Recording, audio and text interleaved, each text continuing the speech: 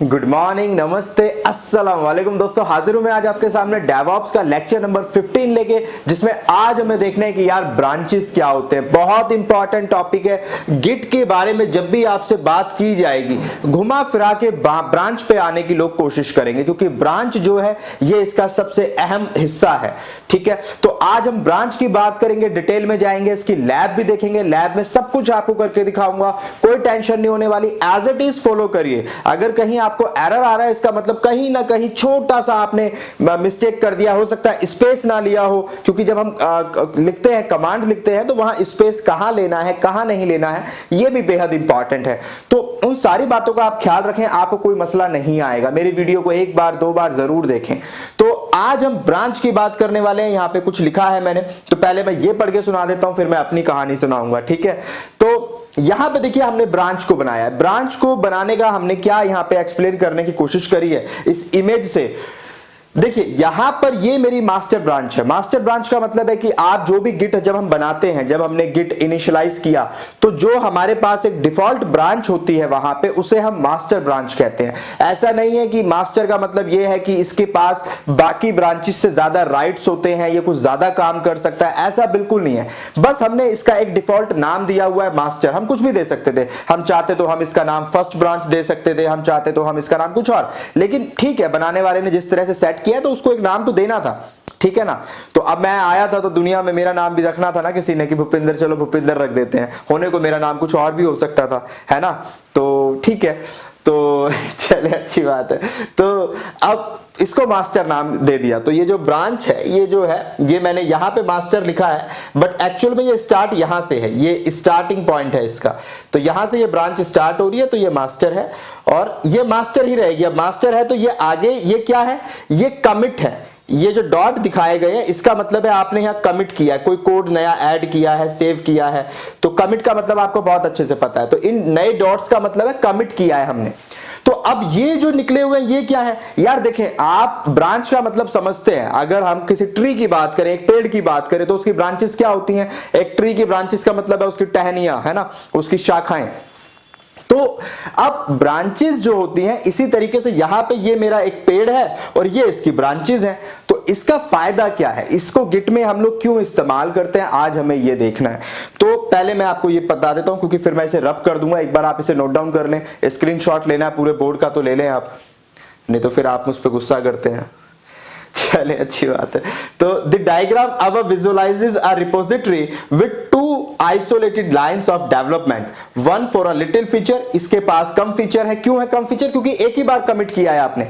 यहां पे आपने 3 बार कोड को अपडेट किया है, कमिट किया है, तो कुछ ज्यादा कोड लिखा है कहने का मतलब। तो लिटिल फीचर का मतलब यहां हमने थोड़े से कोड डाले हैं, यहां पे हमने ज्यादा कोड डाले हैं, इसलिए 3 बार कमिट किया है हमने। तो little feature and one for a longer running feature. तो ये लॉन्गर रनिंग फीचर है। By developing them in branches, it's not only possible to work on both of them in parallel, but it also keep the main master branch free from error. ये बहुत important है।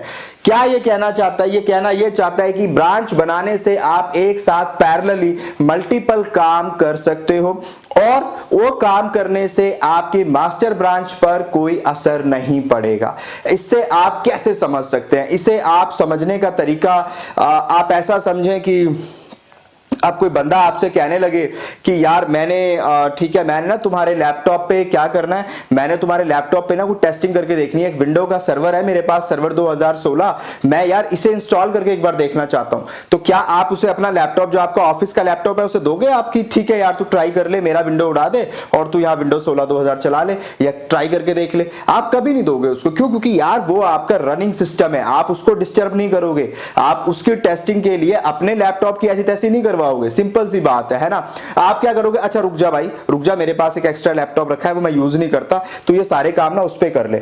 ठीक है, इससे क्या हुआ, इससे ये हुआ कि आपका चलता हुआ लैपटॉप एज इट इज है। अगर उसने उसको खराब भी कर दिया, उसने वहां पे कुछ गड़बड़ भी कर दी, कोई टेंशन नहीं है, मैं उसे यूज ही नहीं करता। समझे बात को, आप ध्यान से समझे। आप अपने मेन चलते हुए काम को डिस्टर्ब नहीं करना चाहते। ब्रांचेस हम क्यों बनाते हैं, देखिए डेवलप हम पढ़ रहे हैं, हम कौन सा ट्यूटोरियल पढ़ रहे हैं, डेवऑप्स पढ़ रहे हैं। डेवऑप्स का मतलब है यहां पे डेवलपर्स वाला काम भी हो रहा है और ऑपरेशंस वाला काम भी हो रहा है। अब डेवलपर आते हैं, अब कई सारे डेवलपर एक टीम में बैठे हैं, एक डेवलपर कहता है यार मेरे दिमाग में ना ये आइडिया आया, ये चीज ना तुमने जो करी है अच्छी करी है, पर मैं इसको ऐसे करना चाहता हूं, मैं यहां पे ना इसका डिजाइन चेंज करना चाहता हूं। अब देखिए, अब जैसे कोई फेसबुक का डेवलपर है फॉर एग्जांपल, तो फेसबुक अच्छा खासा चल रहा है इस टाइम। अब एक डेवलपर आए कहीं, नहीं यार मेरे पास ना एक नया आइडिया है, मैं फेसबुक में ना ट्विटर वाला टच देना चाहता हूं, कुछ ट्विटर वाला एकदम लुक आ जाए, या मैं फेसबुक को ना कुछ और कुछ वाला पुराने टाइप का एक टच देना चाहता हूं। तो अब क्या हम या फेसबुक के डेवलपर्स ये अलाउ करेंगे कि ठीक है भाई तू हमारे रनिंग जो फेसबुक चल रहा है ठीक है तू कर ले इस पे? नहीं, कभी नहीं करेंगे। वो कहेंगे उसे चलने दो जो एज इट इज चल रहा है, पहले आप अपना कोड बनाओ, हमें दिखाओ, अगर वो ठीक हुआ तब हम आगे उसको अप्रूव्ड करा के अप्लाई करवाएंगे, अदरवाइज हम नहीं करेंगे। तो पहले आप उसे बना लो। अब उसे बनाने का तरीका क्या? उसके पास पहले पुराने वाला फेसबुक का सारा कोड तो होना चाहिए ना, तभी तो वो उसमें चेंज करेगा। तो यही पर्पस है ब्रांच का, हम उसको वो सारा कोड प्रोवाइड करा देते हैं ब्रांच में, और वो उस पे अब अपने चेंजेस करता रहता है। उसने जो भी चेंज करे हैं उससे हमारी मेन मास्टर ब्रांच पे कोई फर्क नहीं पड़ता है। अब जरा बातें जो गौर करने वाली हैं, जो बिल्कुल आपको ध्यान रखनी है, वो कुछ बातें ध्यान रखें कि जब भी आप मास्टर ब्रांच से, मास्टर मतलब जो आपकी डिफॉल्ट ब्रांच है, डिफॉल्ट मतलब जो गिट बनाने पे अपने आप बन जाती है, जब भी आप मास्टर ब्रांच से, और मास्टर से ही नहीं कहीं से भी, जैसे यहां पे हमने यहां से ब्रांच बनाई, हो सकता है मैं बाद में यहां से एक और ब्रांच निकाल दूं, मैं यहां पे एक और ब्रांच बना दूं, इस ब्रांच से ब्रांच बना दूं, तो जरूरी नहीं है कि ब्रांच आप हमेशा मास्टर से बनाओगे, ऐसा जरूरी नहीं है। लेकिन ब्रांच से मतलब क्या है कि ब्रांच जहां से भी बनती है, जिस जगह से निकलती है, जैसे ये मेरी ब्रांच यहां से निकली है, फॉर एग्जांपल मेरी ब्रांच मैंने यहां से बनाई है, तो यहां का जो भी डेटा है वो एज इट इज कॉपी हो जाएगा यहां पे। यानी ब्रांच जब बनती है तो फर्स्ट टाइम, ये बात मेरी ध्यान रखना, आप सिर्फ एक बार बनते टाइम जो भी डेटा जहां से वो बनी है उस रिपोजिटरी का डेटा, उस ब्रांच का डेटा, मैं रिपोजिटरी ना कहकर सॉरी ब्रांच कहूंगा, उस ब्रांच का डेटा सारे का सारा एज इट इज कॉपी हो जाता है ब्रांच में। समझ आ रही है बात? तो हमने सारा डेटा कॉपी करके इसको दे दिया। अब ये बंदा यहां पे अपने कोड बनाया जा रहा है, इसने एक कोड बनाया, दो बनाया, तीन बनाया, अब यहां इसने गड़बड़ कर दी, कोई टेंशन नहीं है, हमने तो इसको अलग दिया हुआ है, हमारी मेन ब्रांच पे काम चल रहा है, हमारी मेन ब्रांच पे काम वो रुका नहीं है, हम अपनी मेन ब्रांच पे कोड लिखते जा रहे हैं, कमिट करते जा रहे हैं, लिखते जा रहे हैं, कमिट करते जा रहे हैं। इसका काम नहीं, इसको अच्छा लगा, इसने डिलीट कर दिया, ठीक है यार मैं नहीं कर पा रहा, मैं सोच तो रहा था ऐसा करने की पर मेरे से हो नहीं पा रहा। समझ रहे हैं बात? तो ब्रांच का ये एक बेनिफिट है, आप बंदे को ब्रांच बना के दे देते हैं। फिर इसका दूसरा बेनिफिट क्या? पैरेलल, यहां लिखा है ना work in parallel. Work in parallel का मतलब है एक ही कोड अगर 10 बंदों ने उस पर काम कर रहा है, हमने कहा कि ठीक है भैया आज हमारा टास्क ये है, फेसबुक का ये हमारा कोड है और हम देखना चाहते हैं कौन इसमें सबसे बेहतर डिजाइन चेंज करके सबसे बढ़िया डिजाइन लाके दे सकता है। तो उसके लिए हर बंदे के पास पहले फेसबुक का कोड तो होना चाहिए पूरा, उसके डिस्प्ले जो उसका डैशबोर्ड है, तो उसके लिए क्या करेंगे, वो सारा कोड हम 10 बंदों को दे देंगे, एक ब्रांच यहां निकाल देंगे, एक ब्रांच हम और निकाल देंगे, इस तरीके से मल्टीपल ब्रांचेस क्रिएट कर देंगे। आप कितनी भी ब्रांचेस बना सकते हैं, कोई लिमिट नहीं है। तो मल्टीपल ब्रांचेस हम क्रिएट कर देंगे और सबके पास जब ब्रांच क्रिएट होती है तो सबके पास वो कोड क्या होता है, अपने आप कॉपी हो जाता है, करना नहीं पड़ता। ब्रांच बनाते ही पुराना डेटा जहां से वो बनी है ब्रांच, एग्जिस्टिंग ब्रांच, मेरी बात पे ध्यान दीजिएगा, अगर मैं ब्रांच यहां से बना रहा हूं तो यहां जो भी डेटा पड़ा है इस ब्रांच में, इस टाइम तक यहां जो भी डेटा पड़ा है वो एज इट इज कॉपी हो जाएगा इस ब्रांच में जब ये नई ब्रांच बनेगी। समझ आ रही है बात? उसके बाद कुछ डेटा कॉपी नहीं होता, उसके बाद आप यहां क्या कर रहे हो या आप यहां क्या कर रहे हो वो एक दूसरे पर कॉपी नहीं होगा। ऑलवेज रिमेंबर, सिर्फ जब बनता है तब कॉपी करके दिया जाता है, उसके बाद वहां आप उस ब्रांच में जो भी चेंजेस कर रहे हो वो उस ब्रांच में ही रहेंगे, वो पुरानी वाली ब्रांच जिससे बनी है उसमें बिल्कुल नहीं जाएंगे जब तक कि आप वहां मर्ज नहीं करोगे। एक कॉन्सेप्ट आएगा मर्ज का, मर्ज मतलब जोड़ना, दो चीजों को जोड़ देना, वो बात का काम। पहले आप अपना कोड लिख लो। अब सपोज आपने अपना कोड लिखा, आपका कोड बहुत अच्छा था, आपने एक बार और कमिट किया, ठीक है ना, अब आपने कोड को फिर एक बार कमिट किया और आपने अपने बॉस को दिखाया, बॉस ने देखा यार कोड तो बड़ा लाजवाब है, ये तो बड़ा अच्छा है, फिर बॉस ने उसको अपने एग्जिस्टिंग कोड के साथ देखा कि क्या ये बिल्कुल सही लग रहा है, बिल्कुल सही काम कर रहा है, उसने देखा कर रहा है, तो अगर वो कोड क्योंकि वो एग्जिस्टिंग कोड से ही निकला था, पुराने कोड से ही निकला था। अगर वो कोड उसने अच्छा बना दिया है, अच्छा काम कर दिया, तो उस कोड को अब आप चाहते हो कि ठीक है ये काम हम इसको अपने काम में जोड़ लेते हैं, तो उसके लिए हम मर्ज कर देते हैं, हम उस ब्रांच को इस ब्रांच में मर्ज कर देते हैं। तो इस ब्रांच को इस ब्रांच में जोड़ने को कहते हैं मर्ज करना, ठीक है। तो इसे कहते हैं मर्ज करना। मर्ज मतलब अब वो काम हमने उसमें जोड़ दिया। तो मर्ज से क्या होता है, जो वहां का कोड है वो कॉपी हो जाता है आपका मेन मास्टर ब्रांच में, या जो भी आप जिस ब्रांच से भी आपने बनाया था और जिसमें आप मर्ज कर रहे हो उसमें वो कोड कॉपी हो जाता है। कॉपी सिर्फ वही हिस्सा होगा जो नया है या जो चेंज है, जो पुराना है दोनों में, क्योंकि ऑब्वियसली बना तो यहीं से था, तो यहां जो कोड था वो यहां कॉपी हुआ था, तो उसे दोबारा कॉपी करने का क्या लॉजिक है, कोड दो बार थोड़ी लिखना है। तो वो कोड नहीं चेंज होएगा, जो उसने नया लिखा है या जिस जो लाइन उसने चेंज करी है वो वहां पे अपडेट हो जाएगी, ठीक है। और अब यहां पे एक अपडेटेड कोड आपको नजर आएगा जिसमें ये सारे चेंजेस रिफ्लेक्ट करेंगे। तो ब्रांच का मकसद ये है, अभी बहुत डिटेल में जाएंगे हम, डोंट वरी। अगर आपको अभी तक हालांकि पिक्चर क्लियर हो गई होगी, मुझे भरोसा है कि आपको समझ आ गया होगा, तो ये बात आपको समझ आ रही है। अब मैं जरा इसको रब कर देता हूं और आपको आगे की बातें समझाता हूं। कर लेते हैं, each task has one separate branch.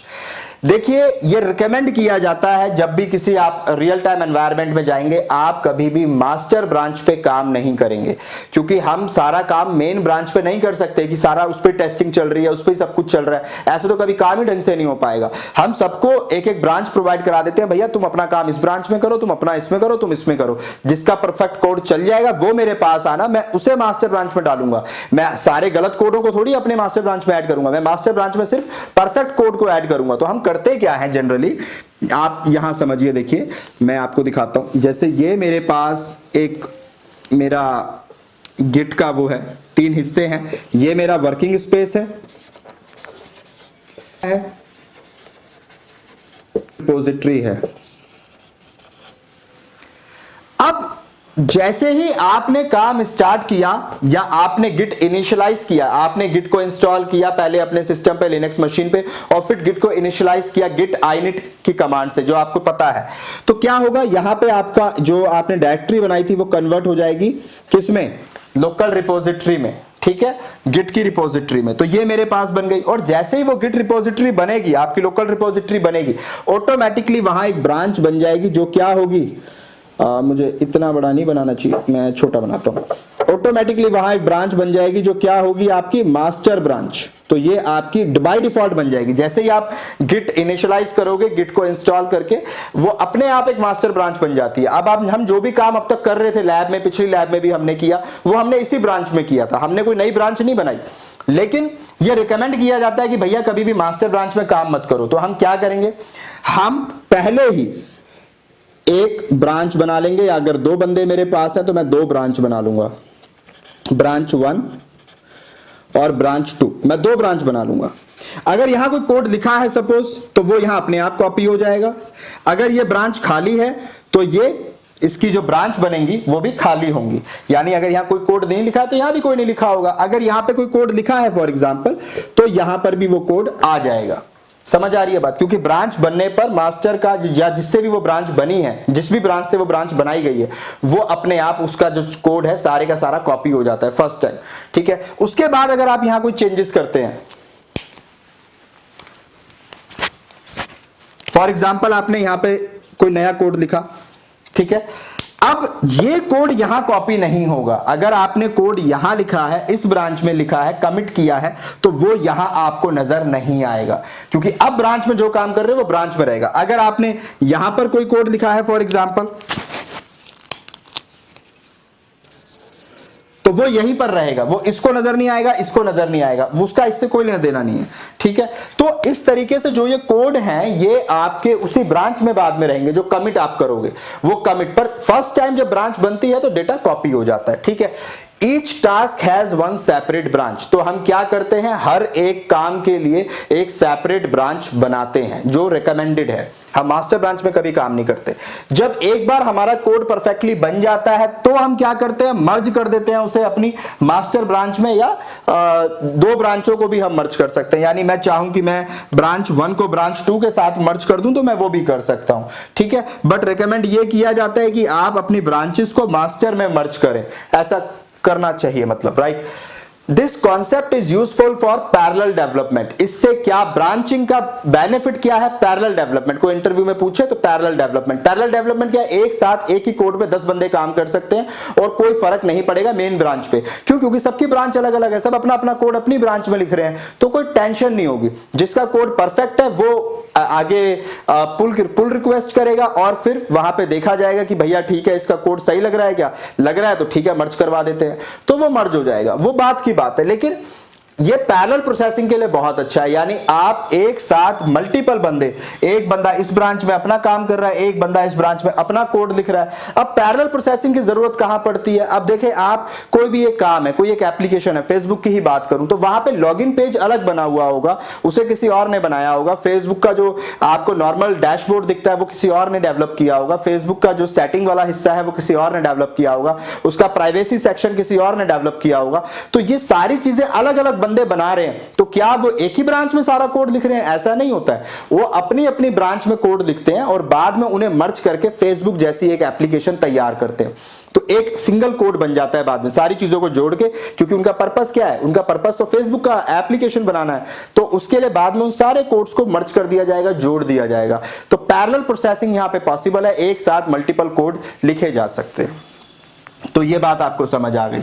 You can create any number of branches. तो ऐसी कोई लिमिटेशन नहीं है कि हम जो है भैया एक ही ब्रांच बना सकते हैं, दो ही ब्रांच बना सकते हैं। आप कितनी भी ब्रांच क्रिएट कर सकते हैं, कोई लिमिटेशन नहीं है। Changes are personal to that particular branch. बहुत इंपॉर्टेंट है, ये चीज याद रखिएगा। चेंजेस जो भी करेंगे, कमिट जो भी करेंगे, वो उस ब्रांच में ही रहेगा, वो कहीं और नजर नहीं आएगा। ऐसा नहीं है कि इस मास्टर से ये ब्रांच बनी है तो जो कुछ यहां करूंगा वो यहां पे अपने आप आ जाएगा। नहीं, ऐसा नहीं होने वाला है। आप ब्रांच में जो काम कर रहे हो वो ब्रांच में ही रहेगा, वो दूसरी जगह नहीं जाएगा, वो वहीं रहता है, उस ब्रांच में ही जाके आपको दिखेगा। ठीक है। Default branch is master. तो डिफॉल्ट ब्रांच क्या होती है? हमारी मास्टर। डिफॉल्ट का मतलब क्या होता है? कि जो पहले से बनी बनाई आती है। ठीक है। अब जैसे मैं बात करूं आपसे कि जो व्हाट्सएप होता है उसका जो डिफॉल्ट वॉलपेपर होता है वो सबका सेम होता है। आप बाद में उस वॉलपेपर को चेंज कर सकते हो, बैकग्राउंड को चेंज कर सकते हो। तो डिफॉल्ट का मतलब है जो पहले से सेटिंग आती है कंपनी की साइड से। इसी तरीके से डिफॉल्ट जो हमें मिलती है यहां ब्रांच, वो मास्टर मिलती है। ठीक है। File created in workspace will be visible in any of the branch workspace until you commit. Once you commit, then that file belong to that particular branch. बहुत इंपॉर्टेंट है, लैब में practically बताऊंगा तब समझ आएगा। ये मैंने पहले भी आपसे कहा था, आप अपने नोट्स में देखें, आपको ये लाइन नजर आएगी। तो आपको मैंने कहा था कि मैं बाद में बताऊंगा। रीजन क्या है देखिए जरा। File created in work space will be visible in any of the branch. इसका मतलब क्या है? इसका मतलब यह है कि मैंने अब यहां पे एक फाइल बनाई, फाइल का नाम था XYZ फॉर एग्जांपल। ठीक है। अभी मैंने उसको ऐड नहीं किया, मैंने उसको कमिट नहीं किया, मैंने खाली वो फाइल बनाई है अपने वर्किंग स्पेस में एक फाइल में, और उसमें कोड लिखा है। उसको वो जो कोड होगा, फाइल का जो कोड होगा, चाहे मैं किसी भी ब्रांच में ये फाइल बना रहा हूं, मैं किसी भी ब्रांच में जाके इस फाइल को बना रहा हूं। फॉर एग्जांपल मैंने सपोज ब्रांच 1 के अंदर मैंने ये XYZ फाइल बनाई है, तो जब तक मैं इस फाइल को ऐड नहीं कर दूंगा और कमिट नहीं कर दूंगा, ये फाइल मुझे तीनों ब्रांचेस से नजर आएगी। यानी वर्किंग स्पेस का काम जो है वो मुझे तीनों ब्रांचेस से नजर आएगा। लेकिन जैसे ही मैं ऐड कर दूंगा और कमिट कर दूंगा तो वो उस ब्रांच का हिस्सा बन जाएगा। समझ आ रही है बात? ये कुछ ऐसा है कि अब मैं इसे कैसे समझाऊं आपको। आप ऐसा समझें कि आपकी गर्लफ्रेंड है, वो 10 लोगों से बात करती है, उसके भी अपने यार दोस्त हैं, कॉलेजेस में जाती है, सबसे बात करती है, कोई दिक्कत नहीं है। लेकिन जब उसकी शादी हो जाती है तो फिर वो आपकी बीवी हो जाती है। फिर उसकी एक लिमिटेशन है, हम ये नहीं कह रहे कि हम उसमें बाउंडेशन लगा रहे हैं, बट फिर उसकी अपनी एक लिमिट्स होती हैं। वो ऐसा नहीं है कि वो फिर सबसे फोन पे 10-10 घंटे बात करिए, भले ही अच्छा फ्रेंड हो, तब भी वो नहीं करेगी। उसको भी पता है कि नहीं यार मेरे हस्बैंड को बुरा लग सकता है। क्यों? क्योंकि अब हमने उसे कमिटेड कर दिया। इसीलिए रिलेशनशिप में क्या कहते हैं? I am committed. जब कोई कमिटेड हो जाती है ना लड़की, तो फिर वो क्या होता है, फिर वो किसी और से बात नहीं करती, और करती है तो फिर बेहतर है आप अलग हो जाए। चले, अच्छी बात है। तो अब यहां पे भी वही है, जब तक आप कमिट नहीं करते तब तक वो सबको नजर आ रही है। ठीक है ना? तो ये वो आपकी गर्लफ्रेंड है जो सबको नजर आएगी। लेकिन अब आप कहते हो नहीं, तुम सबसे बात नहीं करोगी, है ना? तो वो एक गजल थी ना, वो जगजीत सिंह की उनकी ये जिद है कि मुझे देख कर किसी को ना देख, मेरा ये शौक है कि सबको सलाम करता चलूं। तो अब ये कहते हैं कि नहीं, आपने सबको सलाम नहीं करना, आप कमिटेड हो, आपने सिर्फ मेरे लिए सोचना है, मेरे बारे में सोचना है ना। तो वो एक गाना भी आया ना, वो तू किसी और का है फिलहाल कि तेरा हो जाऊं, है तो चले अच्छी बात है। तो मैं क्या बता रहा था, मैं बातों में खो गया, आप मुझे बातों में लगा देते हैं। तो मैं क्या कह रहा था कि ये जो आपका काम है, ये जब तक आप कमिट नहीं करेंगे, जब तक आप इसे किसी एक शख्स का नहीं बना देंगे, इसकी शादी नहीं कर देंगे, तब तक ये सबको नजर आ रहा है, सही है ना। तो लेकिन जैसे ही आप इसे कमिटेड कर देंगे, इसे ऐड करेंगे और कमिट कर देंगे, तो कमिट करने का मतलब अब ये जो है भैया इसकी शादी हो गई इस ब्रांच के साथ, अब ये इससे बात नहीं कर सकती, तो अब जो है वो इसको नजर नहीं आएगी, ठीक है। तो ये कुछ इस लाइन का मतलब है कि आप जब कोई वर्किंग स्पेस में काम कर रहे होते हैं तो वो हर ब्रांच से नजर आएगा कि या अब ये काम चल रहा है, अभी तो हर ब्रांच देख सकती है, कोई मसला नहीं है। लेकिन जब कमिट हो जाएगा, जब आप उसे ऐड करके कमिट कर दोगे, तो वो उसी ब्रांच में ही नजर आएगा। वो यहां इस ब्रांच में अगर आप एंटर करते हो तो इस ब्रांच के अंदर से नजर नहीं आएगा, इस ब्रांच में से नजर नहीं आएगा, क्योंकि अब वो इसका हिस्सा हो चुका है, आपने कमिट करके इसका पार्ट बना दिया, इसका हिस्सा बना दिया। तो ये बात आई होप आपको बहुत इंपॉर्टेंट बातें हैं, ये बहुत इंपॉर्टेंट बातें, मेरी बात नहीं समझ आई दोबारा वीडियो को देखना, ठीक है, समझ आ गई। When created new branch, data of existing branch is copied to new branch। तो ये बात मैं आपको पहले ही बता चुका हूं कि जब ब्रांच बनाते हैं तो जिस ब्रांच एग्जिस्टिंग ब्रांच, देखिए मास्टर ब्रांच नहीं लिखा है मैंने, एग्जिस्टिंग, जहां से ब्रांच बनती है उस ब्रांच का, जैसे यहां से ब्रांच बनी है, इससे मैंने ब्रांच नई बनाई है, सपोज मैंने ये ब्रांच, ये एक नई ब्रांच बनाई है मैंने इससे, तो इसमें जो डेटा पड़ा है, जो इस वाली ब्रांच में डेटा पड़ा है, वो यहां पे कॉपी होगा, ठीक है। हमें इससे मतलब नहीं है मास्टर ब्रांच से, जहां से ब्रांच बनती है वो डेटा कॉपी होता है, ठीक है। तो ये बात भी आपको समझ आ रही है। तो ये ओवरऑल एक कॉन्सेप्ट है ब्रांच का जो हमें समझना था, आई होप आपको समझ आ गया होगा। अब जरा मैं आपको इसकी कमांड्स बताता हूं और फिर हम अपनी लैब पे चलते हैं। कमांड्स बेहद आसान है। अब मैं जरा आपको कमांड समझाता हूं, इसको नहीं देखना अभी, मैं आपको यहां बता रहा हूं, आप यहां देखें। देखिए गिट, इसमें ना वैसे भी कमांड जो होती है ना वो नाम से ही होती है। जैसे आपने लिखा, कमांड लिखी आपने, सबसे पहले आपने क्या करना है, हमने जो अपनी स्टॉप मशीन जो स्टॉप कर रखी है अमेजन के AWS अकाउंट में, उसे स्टार्ट करना है। स्टार्ट करने के बाद हमने क्या कमांड लिखनी है, sudo su, ये तो हर बार ही करना है आपको, sudo su कर लिया। अब आप लॉगिन हो गए, लॉगिन होने के बाद आपने क्या करना है, आपने अपनी लोकल रिपोजिटरी में जाना है। हमने दो मशीन बनाई है, एक मुंबई के अंदर, एक सिंगापुर में। तो मैं मुंबई में जाके मैं अपनी मुंबई गिट के अंदर, जो मैंने मुंबई गिट के नाम से बनाई है, मैं उस गिट के अंदर, लोकल रेपो के अंदर एंटर करूंगा, ठीक है। तो ये हमने जो डायरेक्टरी बनाई थी ना मुंबई गिट, उसको फिर हमने लोकल रेपो में कन्वर्ट कर दिया था गिट init कमांड से। तो अब मैं मुंबई गिट के अंदर आ गया फॉर एग्जांपल। अब आने के बाद मुझे क्या करना है कि मैं पहले ये देखूंगा भाई मेरे पास पहले से कौन कौन सी मैंने कमिट किए हुए हैं, कितने कमिट या कितने कोड मैंने लिखे हुए हैं, वो चीज अगर मुझे देखनी है तो क्या कमांड है, git log hyphen hyphen one line, ठीक है। ये वाली कमांड मैंने यहां पे भी लिखी है, ठीक है। तो ये करने से क्या होगा, आपने अगर 5 कमिट किए हैं तो 5 कमिट आपको नजर आ जाएंगे भैया एक एक लाइन के अंदर कि आपने ये कमिट किए हुए हैं। तो मुझे पता चल जाएगा मैंने पहले ये काम कर रखा है, या किसी और ने भी अगर कर रखा है, मुझे नजर आ जाएगा कि क्या क्या काम कहां कहां तक हो रखा है। मैं उसके अंदर का कोड देखना चाहता हूं, मैं वो भी देख सकता हूं, वो सब मैंने पिछले लैब में आपको सब बताया हुआ है। तो अब मैंने वो सब देख लिया, अब मुझे ब्रांच पे काम करना है या मुझे एक नई ब्रांच बनानी है। तो पहले मैं ये तो देख लूं मेरी ब्रांच कौन सी है। तो मैं कमांड क्या दूंगा, गिट ब्रांच, सिंपल, कुछ नहीं लिखना आपको, बस गिट ब्रांच लिखना है, गिट स्पेस ब्रांच। जैसे मैं लिखूंगा मेरे पास आउटपुट आएगा मास्टर, स्टार लगा हुआ होगा, स्टार के साथ लिखा होगा मास्टर। इस स्टार का मतलब है अभी आप इस ब्रांच में हो। अगर सपोज यहां पे 3 ब्रांचें होती, master, branch 1, branch 2 for example, तो जिसके भी आगे स्टार लगा होता, इसका मतलब प्रेजेंटली मैं इस ब्रांच में काम कर रहा हूं, ठीक है, मैं इस ब्रांच के अंदर हूं, आप ऐसे समझें, ठीक है। 3 कमरे हैं, तो मैं किस कमरे के अंदर हूं वो मुझे कैसे पता चलेगा, मैं गिट ब्रांच लिखूंगा और फिर मैं वहां पे जैसे ही लिखूंगा मेरे पास इस तरीके से ब्रांचेस की लिस्ट आ जाएगी, और वहां पे जहां स्टार लगा होगा इसका मतलब मैं अभी इस कमरे में बैठा हूं, इसमें इस ब्रांच में काम कर रहा हूं, ठीक है। तो अभी प्रेजेंट में मेरे पास एक ही ब्रांच है, क्योंकि अब तक हमने कोई ब्रांच बनाई ही नहीं है, तो मुझे एक ही नजर आएगा मास्टर, और उसके आगे स्टार लगा होगा, स्टार का मतलब है करंट ब्रांच, ठीक है। अब मैंने क्या करना है, मैंने नई ब्रांच बनानी है, तो उसके लिए मैं क्या कमांड दूंगा, गिट ब्रांच और ब्रांच का नाम जो भी देना है। देखो कमांड सेम है, कुछ नहीं है। अगर आप नाम नहीं लिखोगे तो वो आपको जो जो ब्रांच है वो दे देगा। अगर आप ब्रांच के आगे नाम लिख दोगे तो वो नई ब्रांच क्रिएट कर देगा उस नाम से, है ना। आसान कमांड, कोई मुश्किल नहीं है, यहाँ पे कोई साइंस नहीं लगानी है आपको। गिट ब्रांच, और मैं यहाँ पे ब्रांच का नाम दे रहा हूं जी ब्रांच 1, मैंने ये नाम दे दिया तो मेरी ब्रांच 1 क्रिएट हो जाएगी। मैंने गिट ब्रांच 1 करके एंटर कर दिया, मेरी ब्रांच बन गई। अब मैं जब चेक करूंगा, मैं दोबारा यही कमांड चलाऊंगा गिट ब्रांच, तो मेरे पास अब 2 ब्रांच नजर आएंगी, एक मास्टर और एक ब्रांच 1। लेकिन स्टार मास्टर के आगे ही है, स्टार मास्टर के आगे लगा हुआ है।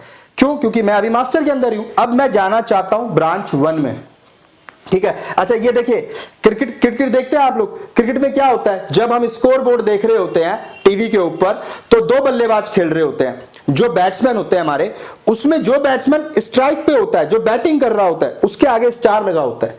जो नॉन स्ट्राइकर एंड पे होता है, जो दूसरी तरफ खड़ा होता है जहां से बॉलर गेंद डालता है, वहां पे वो नॉन स्ट्राइकर एंड होता है। तो बैटिंग किसने करनी है? जहां स्टार लगा हुआ है ना। तो बैट्समैन के नीचे वो जो स्कोर बोर्ड में आ रहा होता है ना, क्रिकेटर के आगे स्टार लगा हुआ आता रहता है। तो यहां भी ऐसा ही, आप जहां काम कर रहे हैं, जो स्ट्राइक वाला आपका एंड है, उसे आप क्या कहते हैं, उस पे आगे स्टार लगा होता है, ठीक है। तो वही सारी चीजें हैं एक्चुअली, जो ये सारे काम होते हैं ना, ये रियल टाइम से भी आप जोड़ेंगे ना, आपको कहीं ना कहीं सिमिलैरिटी नजर आएगी, ठीक है। चले, एक्सेप्ट मेरी शायरी, उसका इससे कोई लेना देना नहीं होता। चले, अच्छी बात है। तो ये मास्टर और ब्रांच 1, अब आपकी 2 ब्रांच है। अब मैं कहता हूं यार मेरे को ना इसको स्टार बनाना है, मतलब मेरे को तो इसके अंदर आना है, ठीक है। तो कैसे आ सकते हैं? सिंपल कमांड है, आपने क्या करना है, चेकआउट करना है। भाई पहले इस कमरे से तो बाहर निकलोगे, जब होटल के कमरे से बाहर जाते हो तो क्या करते हो, चेकआउट करते हो कि नहीं करते हो। तो भैया मुझे चेकआउट करा दो। तो मैं कहता हूं जी मुझे चेकआउट कराओ इस कमरे से, और मुझे दूसरे कमरे में जाना है। किस कमरे में जाना है ये अब आपको बताना पड़ेगा जी। मैंने जाना है ब्रांच 1 में, ठीक है साहब। आप ब्रांच 1 लिख दें यहां पे और एंटर कर दें। अब आप किस में आ गए, ब्रांच 1 में आ गए। अब जब आप दोबारा ये कमांड चलाएंगे गिट ब्रांच, तो आप ही बताइए क्या आउटपुट आएगा। जो बताएगा उसको मेरी तरफ से क्या बोलूं मैं। चले, तो यहां पे स्टार, यहां पे लिखा आएगा मास्टर, ऐसे लिखा रहेगा, और यहां स्टार और यहां ब्रांच। अब ब्रांच के आगे स्टार लगा होगा, यानी अब मैं कहां हूं, मैं ब्रांच 1 के आगे स्टार लगा होगा, यानी अब मैं किस ब्रांच के अंदर काम कर रहा हूं या बैठा हुआ हूं, किस कमरे में हूं, ब्रांच 1 में हूं। तो बड़ी सिंपल सी कमांड है, आपने 3 कमांड याद रखनी है। गिट ब्रांच, इससे ब्रांच की डिटेल आ जाएगी। ब्रांच के आगे नाम लिख दोगे तो ब्रांच क्रिएट हो जाएगी। और आपने ब्रांच अदला बदली करनी है, उस ब्रांच से दूसरी ब्रांच में जाना है तो चेकआउट कर दो, गिट चेकआउट ब्रांच 1, ठीक है। अच्छा, अब कुछ और कमांड बताता हूं आपको। अपनी ब्रांच को डिलीट करना है तो क्या कमांड होगी, गिट ब्रांच डी के लिए, डिलीट के लिए डी लगाना है आपको, -D, और ब्रांच का नाम। तो जैसे मेरी ब्रांच कौन सी है, मैं ब्रांच 1 को डिलीट करना चाहता हूं, तो मैं ब्रांच 1 लिख दूंगा। तो क्या होगा, मेरी ब्रांच 1 डिलीट हो जाएगी। लेकिन यहां पे ना ये डी का बड़ा कॉन्सेप्ट है, यहां पे कैपिटल डी भी आता है। कैपिटल डी और स्मॉल डी में फर्क होता है, वो क्या फर्क होता है वो हम बाद में देखेंगे। और अभी हमें खैर ये कमांड यूज भी नहीं करनी है, जब आप रियल टाइम में जाएंगे तब आप इसको इंप्लीमेंट करना, या मैं आपको लैब में दिखा दूंगा। बट आपने ये याद रखना है, डिलीट के लिए 2 कमांड होती है हमारे पास, स्मॉल डी और कैपिटल डी। यहां पे भी ब्रांच 1, आपको ब्रांच का नाम लिखना है, ठीक है। और यहां पे भी ये ऐसे ही रहेगा, गिट ब्रांच। सपोज करें ये आपने एक ब्रांच बनाई थी, यहां पे एक ब्रांच आपने बनाई, कमिट की है कुछ, और आगे जाके आपने उसको इस ब्रांच में मर्ज कर दिया यहां पे। तो मर्ज करने के बाद होता क्या है, यहां पे तो डेटा कॉपी हो जाता है। यहां पर जो कुछ भी था, सपोज यहां पे आपने XYZ लिखा, तो वो XYZ यहां पर आ जाएगा, लेकिन वो अभी इस ब्रांच में भी रहेगा, ठीक है। यानी वो यहां पर भी आ गया और यहां पर भी पड़ा हुआ है। तो मैं चाहता हूं कि अब ये मर्ज तो हो ही गया है, सारा डेटा यहां पे आ गया, इस ब्रांच को मैं डिलीट करना चाहता हूं, तो आप इससे कर सकते हैं। बट अगर अभी आप काम कर ही रहे थे और फोर्सफुली डिलीट करना चाहते हैं, तो आप कैपिटल डी का इस्तेमाल करेंगे, ठीक है। हालांकि इसको अभी आप ज्यादा ना समझें, ये सब मैं बाद में बताऊंगा। तो चलिए अब चलते हैं अपनी लैब की तरफ, और पहले इसको करके देख लेते हैं। तो लो जी, आ गए हैं अपनी लैब के ऊपर, और फिलहाल मैं सिंगापुर रीजन में हूं। तो आप कहीं भी इस लैब को करके देख सकते हैं, ऐसा कोई इशू नहीं है। तो मैं सिंगापुर में कर लेता हूं। तो मैं यहाँ पे अब EC2 पे क्लिक करता हूं। यहाँ मुझे रनिंग इंस्टांसेस 0 दिख रहे हैं, मैं इस पर क्लिक करता हूँ। यहाँ पे देखिए मेरी अभी जो सिंगापुर गिट है, जो मेरी लिनक्स मशीन है, वो स्टॉप है। तो इसे स्टार्ट कर लेते हैं पहले। अब ये थोड़ा सा टाइम लगेगा, एक बार ये स्टार्ट हो जाए फिर मैं आपको आगे का प्रोसेस दिखाता हूँ। तो मेरा इंस्टेंस रेडी हो गया है, तो अब इसकी पब्लिक आईपी कॉपी कर लेते हैं और चलते हैं अपने पुटी के ऊपर।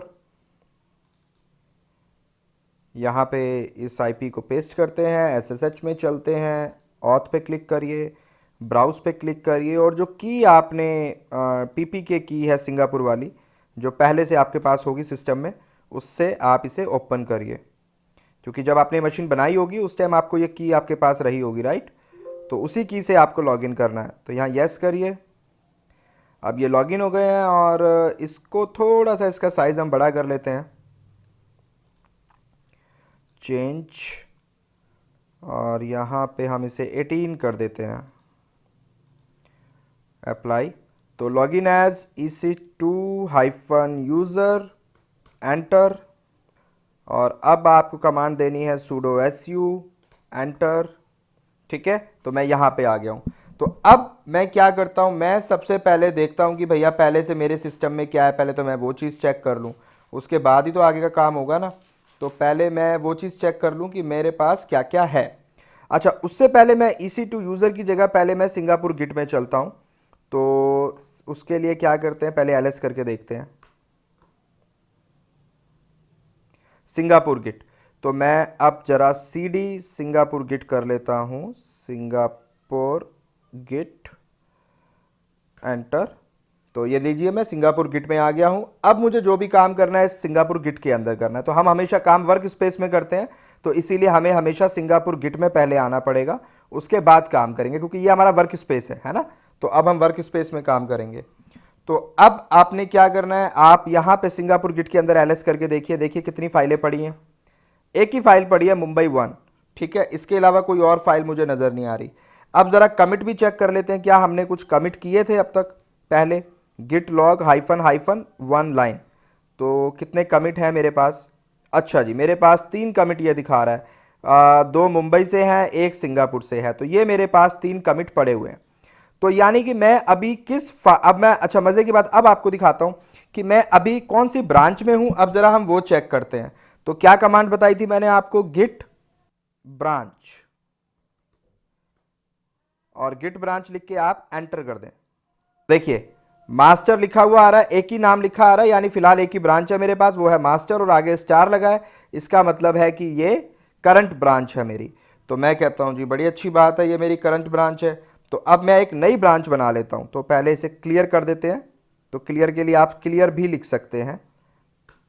तो अब मैं इसको यहाँ पे एक नई ब्रांच बनाता हूँ, गिट ब्रांच, और ब्रांच का नाम देखकर नाम देते हैं ब्रांच 1, एंटर करते हैं।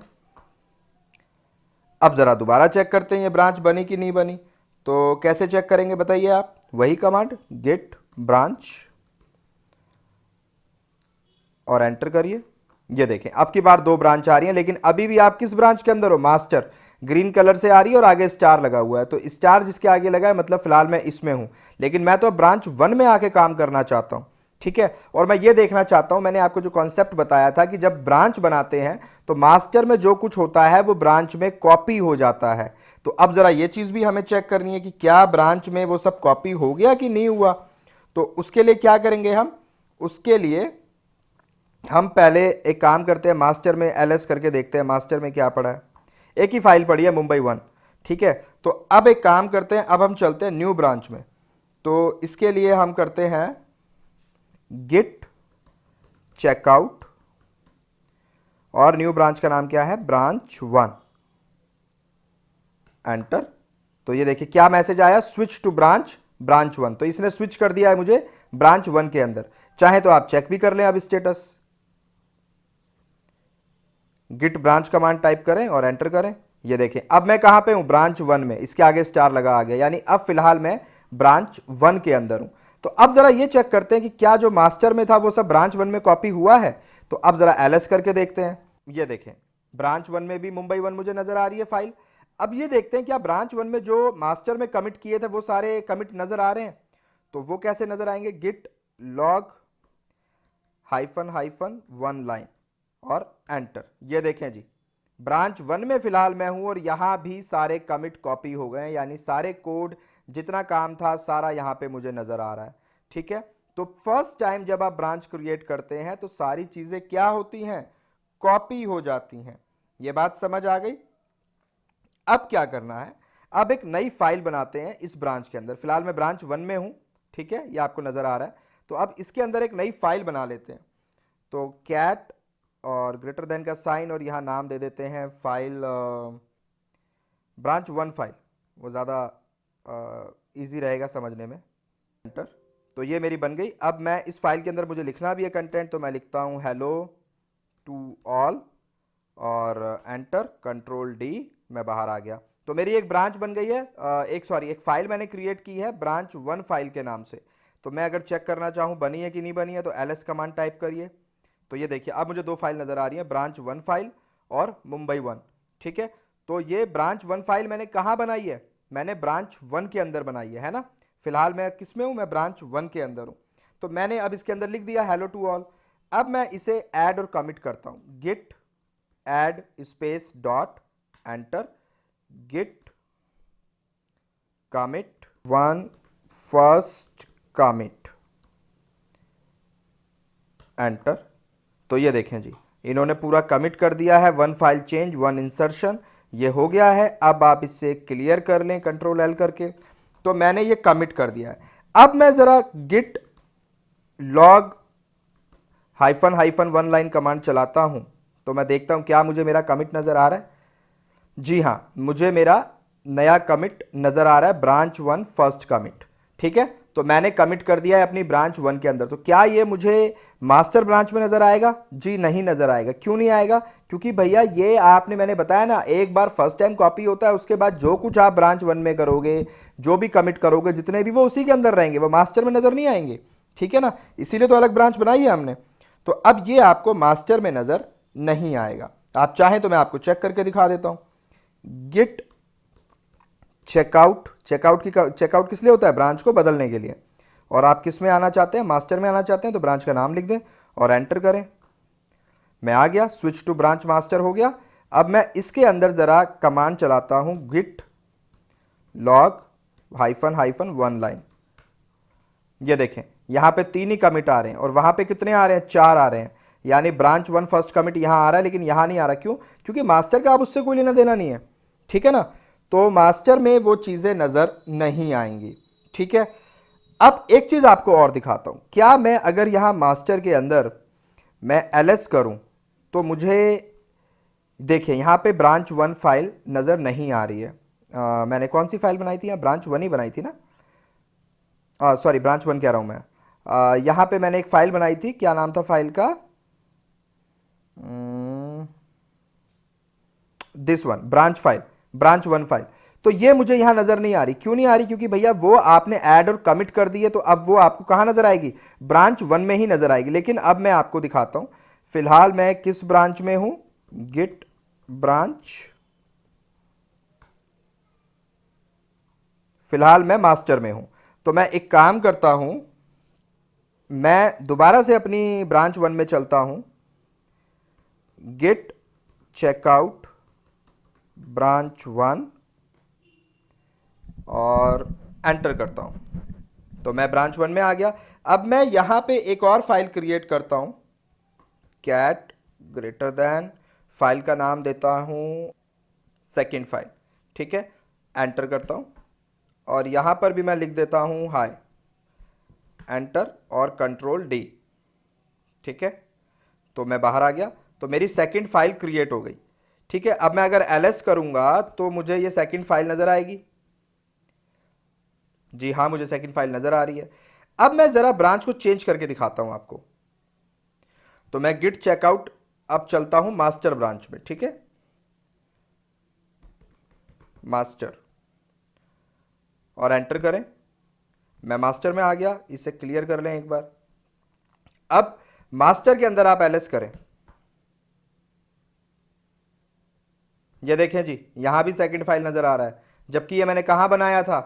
मैंने न्यू ब्रांच उसमें बनाया था अपनी, क्या ब्रांच है? Branch file, branch 1 file. तो मैंने अपनी ब्रांच 1 फाइल में बनाई थी ये, लेकिन मुझे अब ये कहाँ नजर आ रही है, मुझे ये यहां भी नजर आ रही है मास्टर ब्रांच में। क्यों? क्योंकि मैंने आपको थ्योरी में अभी जस्ट बताया है कि जब तक आप ऐड और कमिट नहीं करोगे वो सब ब्रांचेस से वो फाइल नजर आएगी। क्यों? क्योंकि वो वर्क स्पेस में पड़ी हुई है, अभी वो आपको सब जगह से नजर आ रही है। लेकिन जैसे ही आप ऐड और कमिट कर दोगे उसके बाद वो आनी आपको नजर आनी बंद हो जाएगी। ठीक है, तो अब मैं आपको दोबारा से वही दिखाता हूं। तो हम दोबारा से चेकआउट करते हैं, गिट चेकआउट ब्रांच 1। तो मैं स्विच हो गया हूं ब्रांच 1 में, और अब मैं यहां पे ऐड और कमिट करता हूं। तो मैं लिखता हूं git add dot git commit -m, और यहां लिख दो second commit from branch 1, enter.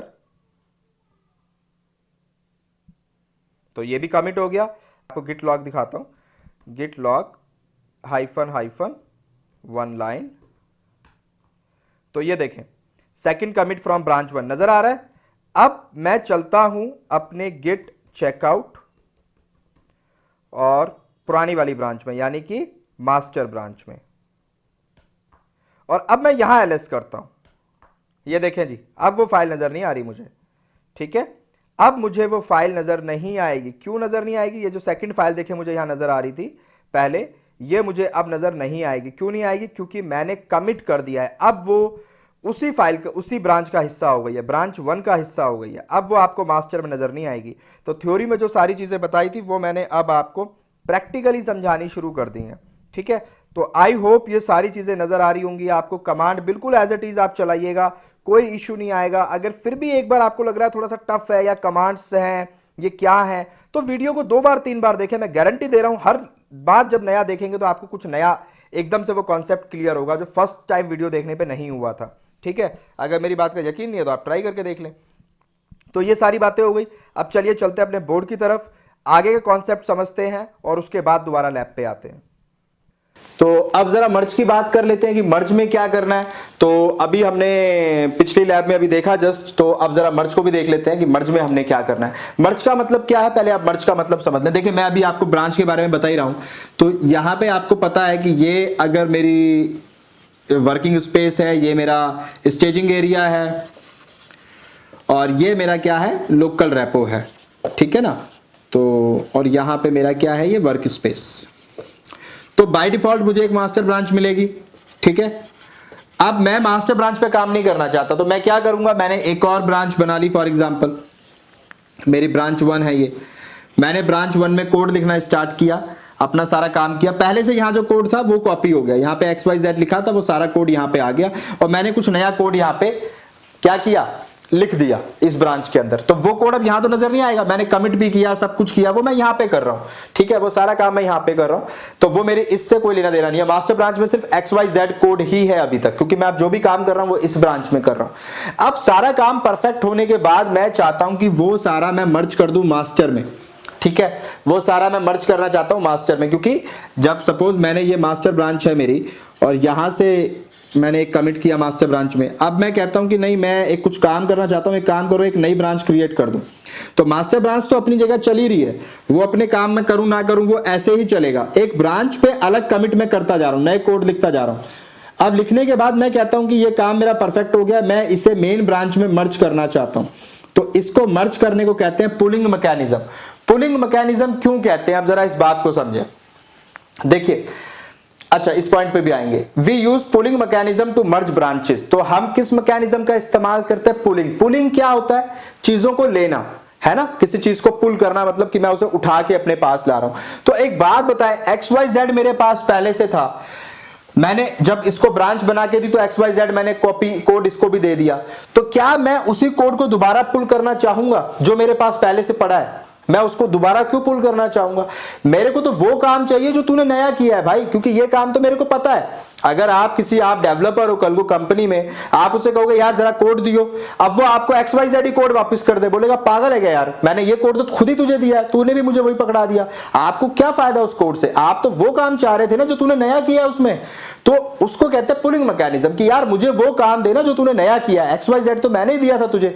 तो पुलिंग मैकेनिज्म में एक्चुअली क्या होता है, कॉपी एंड पेस्ट होता है कि आपने जो डेटा यहां पे नया बनाया हुआ है वो यहां पे भी पेस्ट हो जाएगा, ठीक है, मर्ज करने के बाद। जैसे ही आप मर्ज करेंगे, जिस भी ब्रांच में मर्ज करेंगे उसमें वो नया डेटा पेस्ट हो जाएगा जो अपडेटेड है या जो वहां पे नहीं है, जो पहले से है वो पेस्ट या कॉपी नहीं होता है। अच्छा एक चीज और, अब ऐसा नहीं है यहां मर्ज करने के बाद ये डेटा यहां से गायब हो जाएगा, ये बिल्कुल नहीं सोचना है आपको, ये छोटी छोटी बातें हैं जो मैं बता रहा हूं, वो डेटा यहां भी रहेगा। इसीलिए तो वो कमांड मैंने आपको बताई थी ना कि गिट आपने जो चलाना है, -d वाली कमांड जो आपको चलानी है, डिलीट वाली, है ना, मैंने आपको बताई थी अभी, गिट ब्रांच -d, है ना। तो वो कमांड जो है वो इसी के लिए है कि बाद में अगर मैं अब इस ब्रांच को डिलीट करना चाहता हूं मर्ज करने के बाद, तो मैं -d लगा के कर सकता हूं, ठीक है। तो यहां पर भी अब ये डेटा पड़ा है, यहां पर भी पड़ा है, यानी कॉपी एंड पेस्ट हुआ है, कट पेस्ट नहीं हुआ है मर्ज करने से।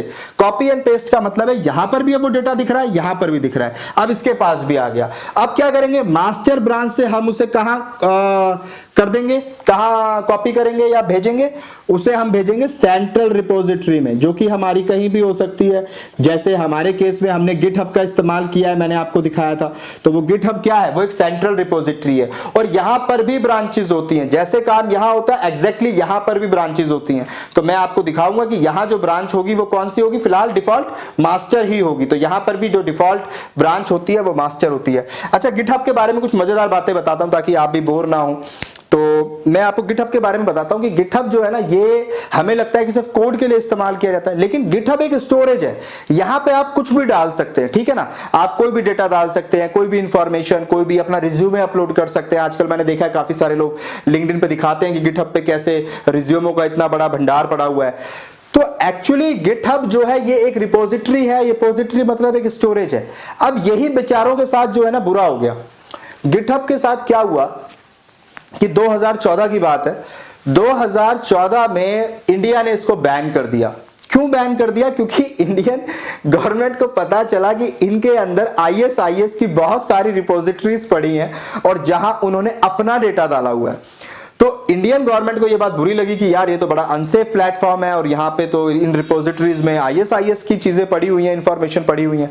उन्होंने वहां से, क्योंकि ये पब्लिक रिपोजिटरी है, यहाँ कोई भी डाल सकता है, मैंने अपना अकाउंट बनाया, मैंने भी इंफॉर्मेशन डाल दी, अब मैंने अपने दोस्त को बता दिया वो चीज ना उस रिपोजिटरी में वहां पड़ी है, वहां जाके देख ले। तो ये फ्री है, यहाँ पे कुछ भी आप कर सकते हो, तो ये बड़ा अनसेफ भी है कई मामलों में। तो अब इंडियन गवर्नमेंट ने इसको बैन कर दिया। ऐसे रशिया ने भी 2014 में इसको बैन कर दिया। रीजन क्या रहा कि गिटहब के ऊपर एक बहुत बड़ा आर्टिकल पड़ा हुआ था जिसमें यह लिखा था कि आराम से सुसाइड कैसे किया जा सकता है। तो आप सोचें, वहां पे सुसाइड करने के पूरे स्टेप्स बाय स्टेप लिखा हुआ था कि आसानी से सुसाइड कैसे किया जा सकता है। तो ये एक स्टोरेज है, यहां पे कोई कुछ भी आर्टिकल लिख के डाल देता है। तो अब रशिया ने इसको बैन कर दिया। फिर 2015 में चाइना ने इसको बैन किया। रीजन ये था कि इस पे वो मेथड लिखा था कि कैसे चाइना की प्रॉक्सी फायरवॉल को ब्रेक किया जा सकता है, क्योंकि चाइना में आपको पता है फेसबुक बैन है, व्हाट्सएप बैन है, सब कुछ बैन है। तो वो बैन होने के बावजूद आप कैसे चाइना से सारी चीजें एक्सेस कर सकते हैं, बाहर की दुनिया की, कैसे आप और सारी वेबसाइट चला सकते हैं जो चाइना में बैन है, वो तरीका लिखा था, चाइना ने भी बैन कर दिया।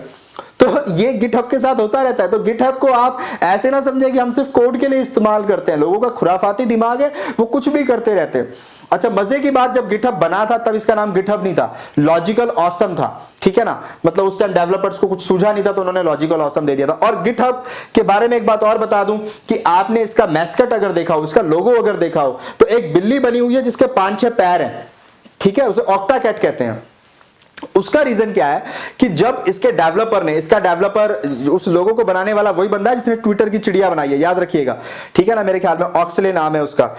तो उसने वो जो है लोगो बनाया था, उसका रीजन ये रहा, डेवलपर चाहते थे कि यार ये ऑक्टोपस लोगो उनको चाहिए था, पर ऑक्टोपस लोगो ऑलरेडी रजिस्टर्ड था किसी और के साथ। ऑक्टोपस लोगो वो क्यों चाहते थे, ऑक्टोपस जैसी लोगो वो क्यों चाहते थे, क्योंकि ये गिटहब क्या है, ये बहुत सारी ब्रांचेस है जिन्हें जोड़कर फिर ये जो है उनको मर्ज कर देता है, बहुत सारे कोड्स को इकट्ठा करके रखता है। तो उन्होंने कहा ऑक्टोपस इसके लिए बेस्ट होगा, क्योंकि उसके बहुत सारे लैग्स होते हैं, तो बहुत सारी ब्रांचेस होती हैं जो मर्ज होकर उसका जो सर है वो एक मास्टर ब्रांच हो जाता है। तो समझ आई आपको बात, ये एक मास्टर ब्रांच है और ये जो है ये हमने इसको मर्ज कर दिया, राइट। तो ये इस तरीके से हो जाता है। तो ये इसकी मास्टर ब्रांच है, ये इसकी ब्रांचेस हैं। तो वो ऑक्टोपस चाहते थे, लेकिन इस पे ऑलरेडी रजिस्ट्रेशन था, किसी और कंपनी का हक था।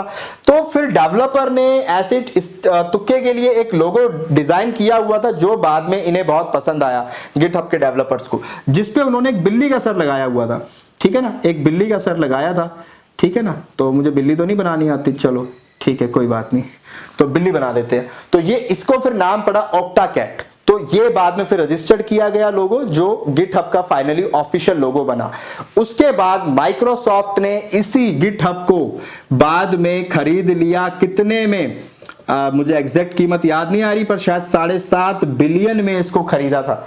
आप सोचिए माइक्रोसॉफ्ट ने इतनी बड़ी कीमत देके खरीदा, और यही वजह है जब इसको खरीद लिया तो ये एक ओपन प्लेटफॉर्म नहीं रह गया। अब जब ये ओपन प्लेटफॉर्म नहीं रह गया तो डेवलपर्स को फिर डर लगा कि यार फिर माइक्रोसॉफ्ट या ये बड़ी बड़ी कंपनियां अपनी मनमानी करेंगी। तो उन्होंने फिर एक नया बना दिया है, एक और सेंट्रल रेपो बना दिया जिसका नाम है गिट लैब। तो गिट लैब एक नया, इसका आप कह सकते हैं इससे अलग है वो, लेकिन वो भी इसी काम के लिए इस्तेमाल की जाती है। तो डेवलपर्स ने अब एक नई बना ली है, वो अगेन ओपन सोर्स है। अब गिटहब तो ओपन सोर्स नहीं रहा क्योंकि माइक्रोसॉफ्ट ने खरीद लिया, अब वो इसका मालिक है। तो अब डेवलपर्स ने एक और बना के क्रिएट कर दिया मार्केट में, जो काफी फेमस हो रही है, जो है गिट लैब। तो ये सारे आपको सेंट्रल रिपोजिटरी हैं जो आपको पता होनी चाहिए। तो छोटी छोटी बातें हैं जो मैं आपको बताता रहता हूं। तो ये हमने फाइनली क्या किया, सेंट्रल रेपो के अंदर भेज दिया। तो उसके लिए क्या कमांड है, गिट पुश ओरिजिन और मास्टर। तो वो इसी कमांड आपको पता है। तो यहां मैंने अब यही लिखा है। इंपॉर्टेंट बात एक और जो आपको याद रखनी है वो ये है कि आप ब्रांचेस जो है वो डिफरेंट रेपोजिटरी की मर्ज नहीं कर सकते, ठीक है ना। क्योंकि जैसे ये मेरी जो रेपोजिटरी है, ये मेरी मुंबई गिट की रेपोजिटरी है ना, मुंबई गिट, ये मेरी मुंबई गिट है। अब मैं मुंबई गिट और सिंगापुर गिट के ब्रांचेस को मर्ज नहीं कर सकता। मैं मुंबई गिट के अंदर ही अगर 10-12 ब्रांचेस हैं उन्हें तो मर्ज कर सकता हूं, पर मैं मुंबई गिट की ब्रांच को सिंगापुर गिट की ब्रांच के साथ मर्ज नहीं कर सकता। ऑलवेज रिमेंबर, तो ब्रांचेस जो मर्ज होती हैं वो अपनी रेपो के अंदर होती हैं, ठीक है। लोकल रिपोजिटरी के अंदर जो ब्रांचेस है वो हो सकती है, यानी एक बंदा अपनी ब्रांचेस जो उसने क्रिएट किए अपनी लोकल रेपो के अंदर उन्हें मर्ज करवा सकता है, अपनी ब्रांच को दूसरे बंदे की लोकल रेपोजिटरी की ब्रांच के साथ मर्ज नहीं करा सकता, ठीक है। तो अब कमांड क्या है, कमांड बड़ी सिंपल है। सपोज करें आपके पास 2 ब्रांचेस हैं, एक है मास्टर और एक है ब्रांच 1। अभी आप मास्टर ब्रांच में है फॉर एग्जांपल, ठीक है, आप मास्टर ब्रांच में हैं। तो अगर आप मास्टर ब्रांच में हैं तो आप ब्रांच को मर्ज करना चाहते हैं ब्रांच 1 के साथ, तो आप क्या लिखेंगे, गिट मर्ज और यहां ब्रांच 1, यानी जिसको मर्ज करना चाहते हैं मास्टर में वो ब्रांच का नाम यहां पे आएगा, यानी ब्रांच 1 आएगा यहां पे, ठीक है ना। आपने मास्टर में रहना है और फिर मर्ज करना है ब्रांच 1 को, ठीक है। हालांकि आप ब्रांच 1 से ब्रांच 2 को, इनको भी ऐसे मर्ज कर सकते हैं, कोई दिक्कत नहीं है। अब आपने देखनी है ये चीज की मर्ज हुआ नहीं हुआ, तो कमांड होती है गिट लॉग, ये मैं आपको लैब में दिखाऊंगा। और बाद में सेंट्रल रिपोजिटरी में भेजने की कमांड क्या होती है, गिट पुश ओरिजिन मास्टर। समझ आ गई बात। चलिए अब लैब में चलते हैं और इसको करके देखते हैं। तो ठीक है जी, आ गए हम अपनी लैब के ऊपर। तो जरा मर्ज का कॉन्सेप्ट देख लेते हैं। तो मैं जरा पहले ये चेक करता हूं कि मैं किस ब्रांच में हूं फिलहाल। तो जी मैं अभी मास्टर ब्रांच में हूं, ठीक है। तो अब मैं यहां पे ls करता हूं, मेरे पास एक ही फाइल है। तो अब हम जरा गिट लॉग 1 लाइन भी करके देख लेते हैं। गिट लॉग -1 लाइन, तो मुझे कितने कमिट नजर आ रहे हैं, मुझे 3 कमिट नजर आ रहे हैं मास्टर के अंदर, क्योंकि मैं फिलहाल मास्टर में हूं, ठीक है। तो अब हम एक काम करते हैं, अब हमें मर्ज करना है मास्टर को हमारी ब्रांच 1 के साथ। जो ब्रांच 1 में पड़ा है वो कोड हमें मर्ज करना है मास्टर के अंदर, ठीक है। तो ब्रांच 1 के अंदर जो कुछ भी है, तो एक काम करते हैं, इसके लिए जो कमांड है वो क्या है, गिट ब्रांच और ब्रांच का नाम जिसे आप मर्ज करना चाहते हैं, सॉरी गिट मर्ज, ब्रांच नहीं मर्ज, गिट मर्ज, और जिस ब्रांच को आप मर्ज करना चाहते हैं उसका नाम। तो मैं फिलहाल मास्टर में हूं, तो मैं ब्रांच 1 यहां पे लिखूंगा कि ताकि वो ब्रांच 1 जो है मास्टर के साथ मर्ज हो जाए। तो ये देखें जी, इसने ब्रांच 1 फाइल और सेकंड फाइल दोनों को मर्ज कर दिया है। दोनों फाइलें मेरी अब मुझे यहां नजर आनी चाहिए। तो ज़रा अब हम एलएस करते हैं। परफेक्ट है जी, बिल्कुल परफेक्ट हो गया है। ब्रांच फाइल भी नज़र आ रही है, सेकंड फाइल भी नज़र आ रही है, मर्ज हो गई है। अब ज़रा कमिट चेक कर लें, git log hyphen hyphen one line, ये देखें जी कमिट भी बढ़ गए। पहले कितने थे, 3 कमिट थे, अब कितने हो गए मर्ज के बाद, 5 हो गए। यानी जो 2 मैंने वहां कमिट किए थे ब्रांच 1 में, वो भी मुझे यहां नजर आ रहे हैं। तो मैंने मर्ज कर दिया, मैंने उस सारे कोड को अब कहां मर्ज कर दिया, मास्टर में। अब मुझे मास्टर में भी ये नजर आ रहा है। और इसी को अगर आप देखोगे अपने क्या बोलते हैं ब्रांच 1 में, तो वो भी वहां भी नजर आएगा आपको, ठीक है ना। तो दोनों जगह अब आपको नजर आएगा। अब आप इसे सेंट्रल रैपो में पुश करना चाहते हो तो आप इसे सेंट्रल रैपो में पुश भी कर सकते हैं। तो कैसे आपने पुश करना है, क्या कमांड है, गिट पुश ओरिजिन मास्टर। ये आपसे यूजर नेम पूछेगा, तो यूजर नेम है आपका टेक्निकल गुफ्तगू। पासवर्ड पूछेगा, पासवर्ड क्या है आपका, बिल्कुल सही डालना है, आपको दिखेगा नहीं इसलिए बिल्कुल सही आपको डालना है।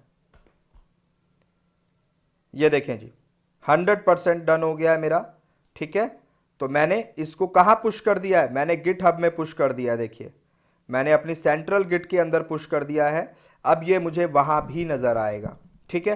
तो ये प्रोसेस है पूरा करने का। आई होप मर्ज करना आपको आ गया होगा। थ्योरी में बहुत अच्छे से समझा चुका हूं, प्रैक्टिकल था, बड़ा बेसिक सा प्रैक्टिकल था, 2-3 कमांड है, और ये आपको यार मुंह जबानी याद हो जाएंगी, ठीक है। कोई टेंशन आपको नहीं लेनी है। तो चलें अब दोबारा चलते हैं बोर्ड पे, आगे का कॉन्सेप्ट देखते हैं कॉन्फ्लिक्ट वाला, और फिर वापस आते हैं और कॉन्फ्लिक्ट का प्रोसेस दिखाता हूं। अच्छा, कई बार क्या होता है कि जब हम मर्ज कर रहे होते हैं, जब हम मर्ज करते हैं 2 ब्रांचेस के दरमियान डेटा को मर्ज करने की कोशिश करते हैं, तो कॉन्फ्लिक्ट आ जाता है। कॉन्फ्लिक्ट का मतलब क्या होता है, कॉन्फ्लिक्ट का मतलब होता है जब 2 सिमिलर चीजें एक जैसी मुझे नजर आती हैं, उसे कॉन्फ्लिक्ट कहते हैं। तो अब मुझे सिमिलर चीजें कैसी नजर आएंगी, फॉर एग्जाम्पल आप ये माने कि आपके पास ये 2 ब्रांचेस हैं, ठीक है, एक मास्टर ब्रांच है, एक ब्रांच 1 है। मैंने दोनों के अंदर एक फाइल क्रिएट कर दी और फाइल का नाम दे दिया फाइल 1। यहां पे भी मैंने एक फाइल क्रिएट कर दी, फाइल का नाम दे दिया फाइल 1। यानी दोनों सेम नाम की फाइल है। फाइल 1 नाम की फाइल मैंने यहां बनाई है, फाइल 1 नाम से फाइल मैंने इस ब्रांच में बनाई है, दोनों ब्रांचेस में मैंने फाइल बनाई है। अब मैं क्या करता हूं, मैं ब्रांच 1 के अंदर हूं और ब्रांच 1 के अंदर मैं फाइल 1 के अंदर कोई सपोज मैंने कोई कोड लिखा बहुत सारा, ठीक है, मैंने कोई बहुत सारा कोड लिख लिया और लिखने के बाद मैंने उसको क्या किया, मैंने उसको कर दिया ऐड, गिट ऐड डॉट और गिट कमिट। तो मैंने ये 2 कमांड चला दी। अब इससे क्या होगा, ये जो फाइल 1 थी जो अभी वर्क स्पेस में पड़ी थी, ये क्या होगी, ये कमिटेड हो जाएगी अब इसके लिए। यानी अब ये कहां नजर आएगी, ये नजर आएगी मुझे ब्रांच 1 में। अब मैं मास्टर ब्रांच में आया, मैंने वहां भी एक फाइल बनाई फाइल 1, मैंने वहां पर भी काम किया और काम करने के बाद मैंने गिट ऐड डॉट किया और गिट कमिट किया और मैंने सेव कर दिया। तो अब एक फाइल 1 नाम से जो फाइल है वो यहां पर भी सेव हो जाएगी। क्योंकि दोनों अलग ब्रांचेस हैं तो सेम नाम से फाइल बनाई जा सकती है, क्योंकि वो एक अलग अलग कमरे हैं, वो अपने कमरे में क्या कर रहे हैं आपको कोई फर्क नहीं पड़ता। तो ये 2 अलग अलग ब्रांचेस हैं, आपने सेम नाम से फाइल आप बना सकते हो। बट प्रॉब्लम तब आएगी जब उनको मर्ज करने की, यानी मर्ज करने की कोशिश करोगे, दोनों के डेटा को मर्ज करके एक करने की कोशिश करोगे।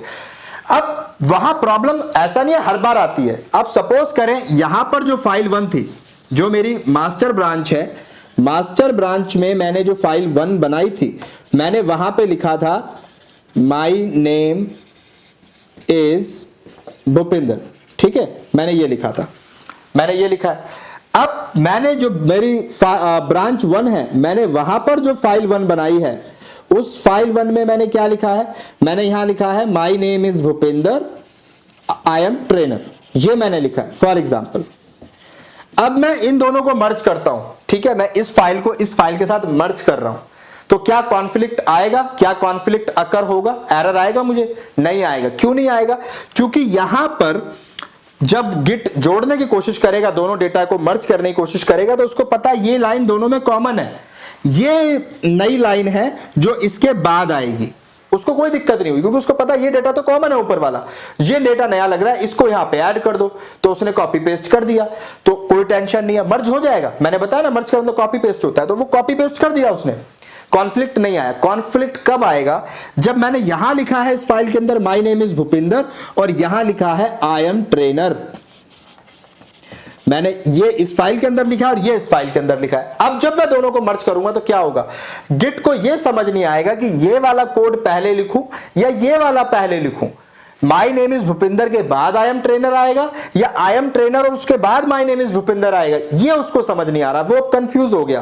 फाइल नेम सेम है, ठीक है, समझ आता है, लेकिन जो डेटा है अगर वो भी कंप्लीटली डिफरेंट हो, मेरी बात पे ध्यान देना, अगर डेटा कंप्लीटली डिफरेंट हो तो क्या हो जाएगा, कॉन्फ्लिक्ट हो जाएगा, क्योंकि गिट को समझ नहीं आएगा कि किस डेटा को ऊपर रखूं किस डेटा को नीचे रखूं, इस फाइल के डेटा को पहले रखूं और इसको बाद में रखूं या इस फाइल के डेटा को पहले रखूं और इसको बाद में रखूं, उसको समझ ही नहीं आएगा, वो कंफ्यूज हो जाएगा, तो कॉन्फ्लिक्ट आएगा।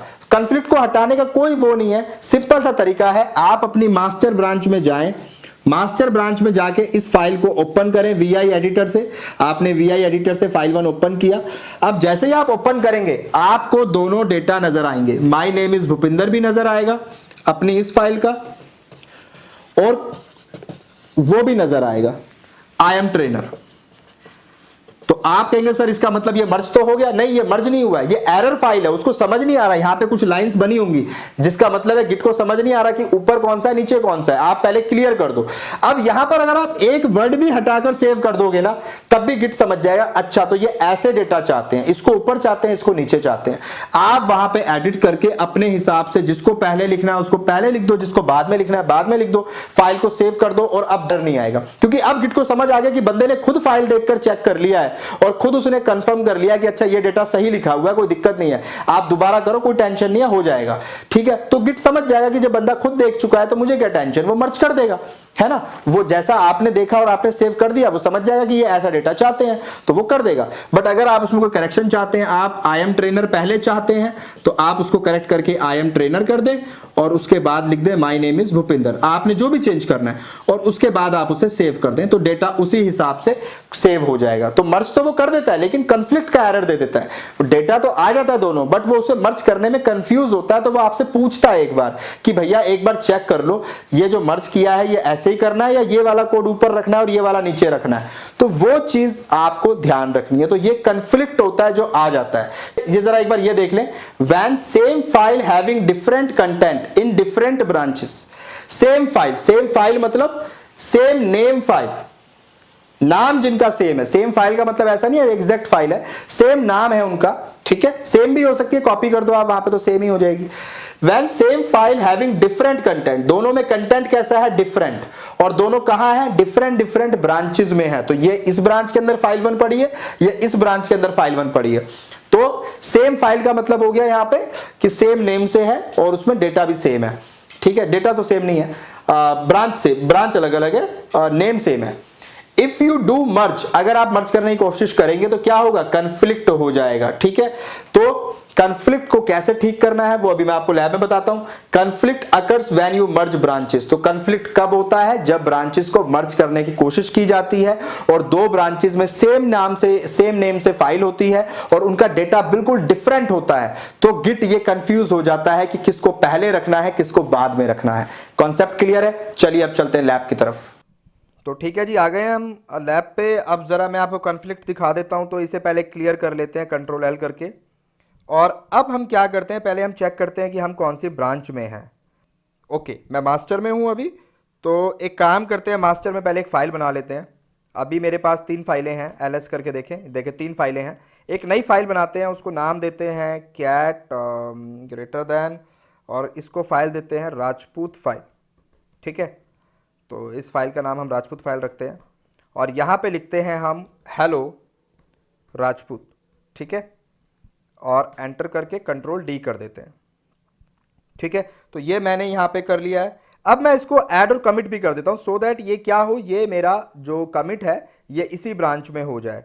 तो मैं यहाँ पे गिट ऐड और डॉट लगा के एंटर करता हूँ। इसके बाद अगली कमांड है गिट कमिट -m, और कोई भी मैसेज जो आप देना चाहें, तो मैं इसको मैसेज दे देता हूँ और इसको जो है इन्वर्टेड कॉमा में क्लोज करके एंटर करिए। तो ये जी मैंने कमिट भी कर दिया है, ठीक है।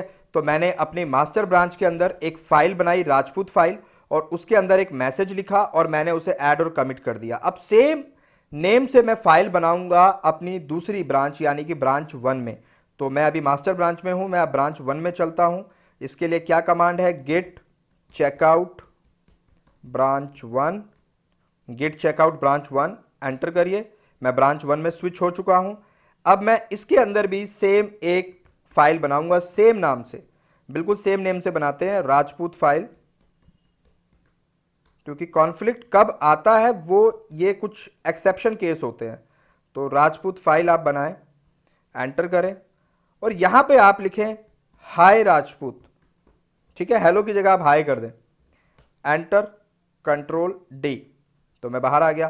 तो मैंने यहां पे इसको भी गिट ऐड डॉट करके कमिट कर देता हूं मैं इसके अंदर, और ऐड किया पहले मैंने, अब मैं कमिट कर रहा हूं, गिट कमिट -m और मैसेज लिखे यहां पे, एंटर। ठीक है, ये कमिट मैंने मास्टर से कर दिया है। अब मैंने दो फाइलें सेम नेम से बनाई हैं, एक मैंने बनाई है ब्रांच 1 में और एक बनाई है मैंने मास्टर में। दोनों का नाम फाइल का राजपूत फाइल है। अब मैं कोशिश करता हूं इन्हें मर्ज करने की। मैं इन ब्रांच को जब मर्ज करने की कोशिश करूंगा तो क्या होगा, अब ये हमें देखना है। तो पहले हम ये देखें कि हम किस ब्रांच में हैं, गिट ब्रांच, हम अभी ब्रांच 1 में है। तो पहले हम मास्टर में आ जाते हैं। मास्टर में आने के बाद ही जनरली कमिट करना चाहिए, चेकआउट और मास्टर। तो अब हम मास्टर में आ गए हैं, स्विच टू ब्रांच मास्टर, इसे क्लियर कर लेते हैं। अब मास्टर में आने के बाद हम यहां पे मर्ज कमांड चलाते हैं, गिट मर्ज ब्रांच 1। ये देखें जी क्या मैसेज आ रहा है, कॉन्फ्लिक्ट हो गया साहब। ठीक है, क्योंकि दोनों फाइल का नाम सेम है और उसे समझ नहीं आ रहा है कि जो डेटा आपने डाला है वो एग्जैक्ट डिफरेंट है। एक में हेलो राजपूत साहब लिखा है और एक में हाय राजपूत लिखा है। तो अब उसे समझ नहीं आ रहा कि ऊपर कौन सी फाइल आएगी, हाय राजपूत ऊपर आएगा और हेलो नीचे आएगा या क्या आएगा, तो वो परेशान है। तो इसके लिए कुछ नहीं करना, आपको मास्टर ब्रांच के अंदर रहकर आपको उस फाइल को ओपन करना है, VI राजपूत फाइल।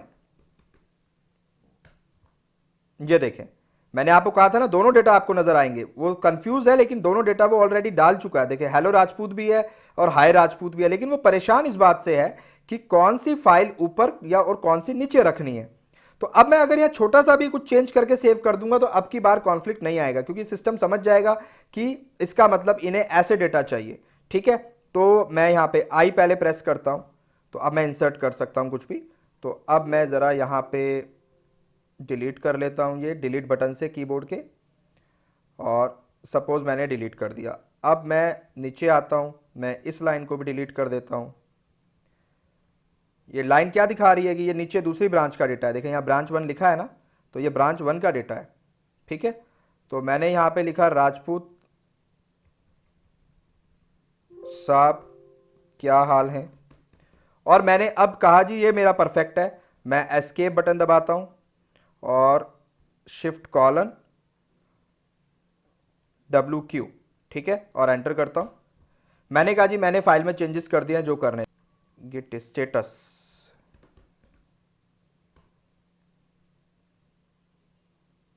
ये देखें अभी क्या आ रहा है, अभी ये अनमर्ज पाथ आ रहा है, रेड कलर से लिखा आ रहा है। तो मुझे इसे ऐड और कमिट करना पड़ेगा। तो git add dot enter, git commit -m enter. तो मैंने कमिट कर दिया है, और कमिट क्या हुआ है, रिजॉल्व कॉन्फ्लिक्ट। ठीक है, तो मैंने कमिट कर दिया है। अच्छा, तो इसे अब मर्ज करने की जरूरत नहीं है, क्योंकि वो मर्ज तो कर चुका था ना। हमने बस ये बताना था कि ऊपर कौन सा कोड आना है, नीचे कौन सा कोड आना है। तो अब आपने मर्ज तो करना ही नहीं है। आपने क्या करना है, आपने कुछ नहीं करके देखना। अब तो आप गिट लॉग और -1 लाइन करके देखें, तो ये देखें आपके पास आ गया है कि आपने कमिट कर दिया है मास्टर में रिजॉल्व कॉन्फ्लिक्ट। तो आपने अपना कॉन्फ्लिक्ट रिजॉल्व कर लिया। तो आपका जो है आपने बता दिया कि भाई कौन सी फाइल कहां है। तो कॉन्फ्लिक्ट अगर आ जाता है तो आपको बस मैटर को रिजॉल्व करना है, बार बार मर्ज नहीं करना, क्योंकि मर्ज तो हो गया था ना, मैंने आपको दिखाया था। दोनों डेटा उसने वहां पे लिख तो दिए थे, पर वो बेचारा परेशान था कि कौन सा पहले लिखना है कौन सा बाद में, वो हमने उसे बता दिया। तो अब हमें क्या करना था, जस्ट ऐड और कमिट करना था, सो दैट हम फाइनलाइज करके उस डेटा को रख सके। ठीक है, तो आई होप ये भी आपको समझ आ गया होगा। अब जरा स्टैशिंग की बात कर लेते हैं कि स्टैशिंग क्या होता है। तो देखें, स्टैशिंग से मतलब क्या है कि आप ब्रांचेस में क्या करते हैं, आप जो नए नए काम करते हैं वो हमेशा नई ब्रांच में करते हैं। अगर 10 बंदे अलग अलग कोड दिख रहे हैं या एक ही चीज पे भी काम कर रहे हैं बट अपने अपने तरीके से करना चाह रहे हैं तो हम उन्हें ब्रांच बना के दे देते हैं। लेकिन कई बार क्या होता है कि हम जब काम करने बैठे हैं और हम अपना काम कर रहे हैं तो अचानक से कोई बंदा आता है, कहता है यार ये काम छोड़ो अभी ये काम करो, जबकि मैं अपना कोड आधा लिख चुका हूं, आधे से ज्यादा लिख चुका हूं, और वो कहता है नहीं नहीं नहीं नहीं तुम अभी यहां पर अभी इस काम को छोड़ के ये वाला कोड लिखना स्टार्ट करो।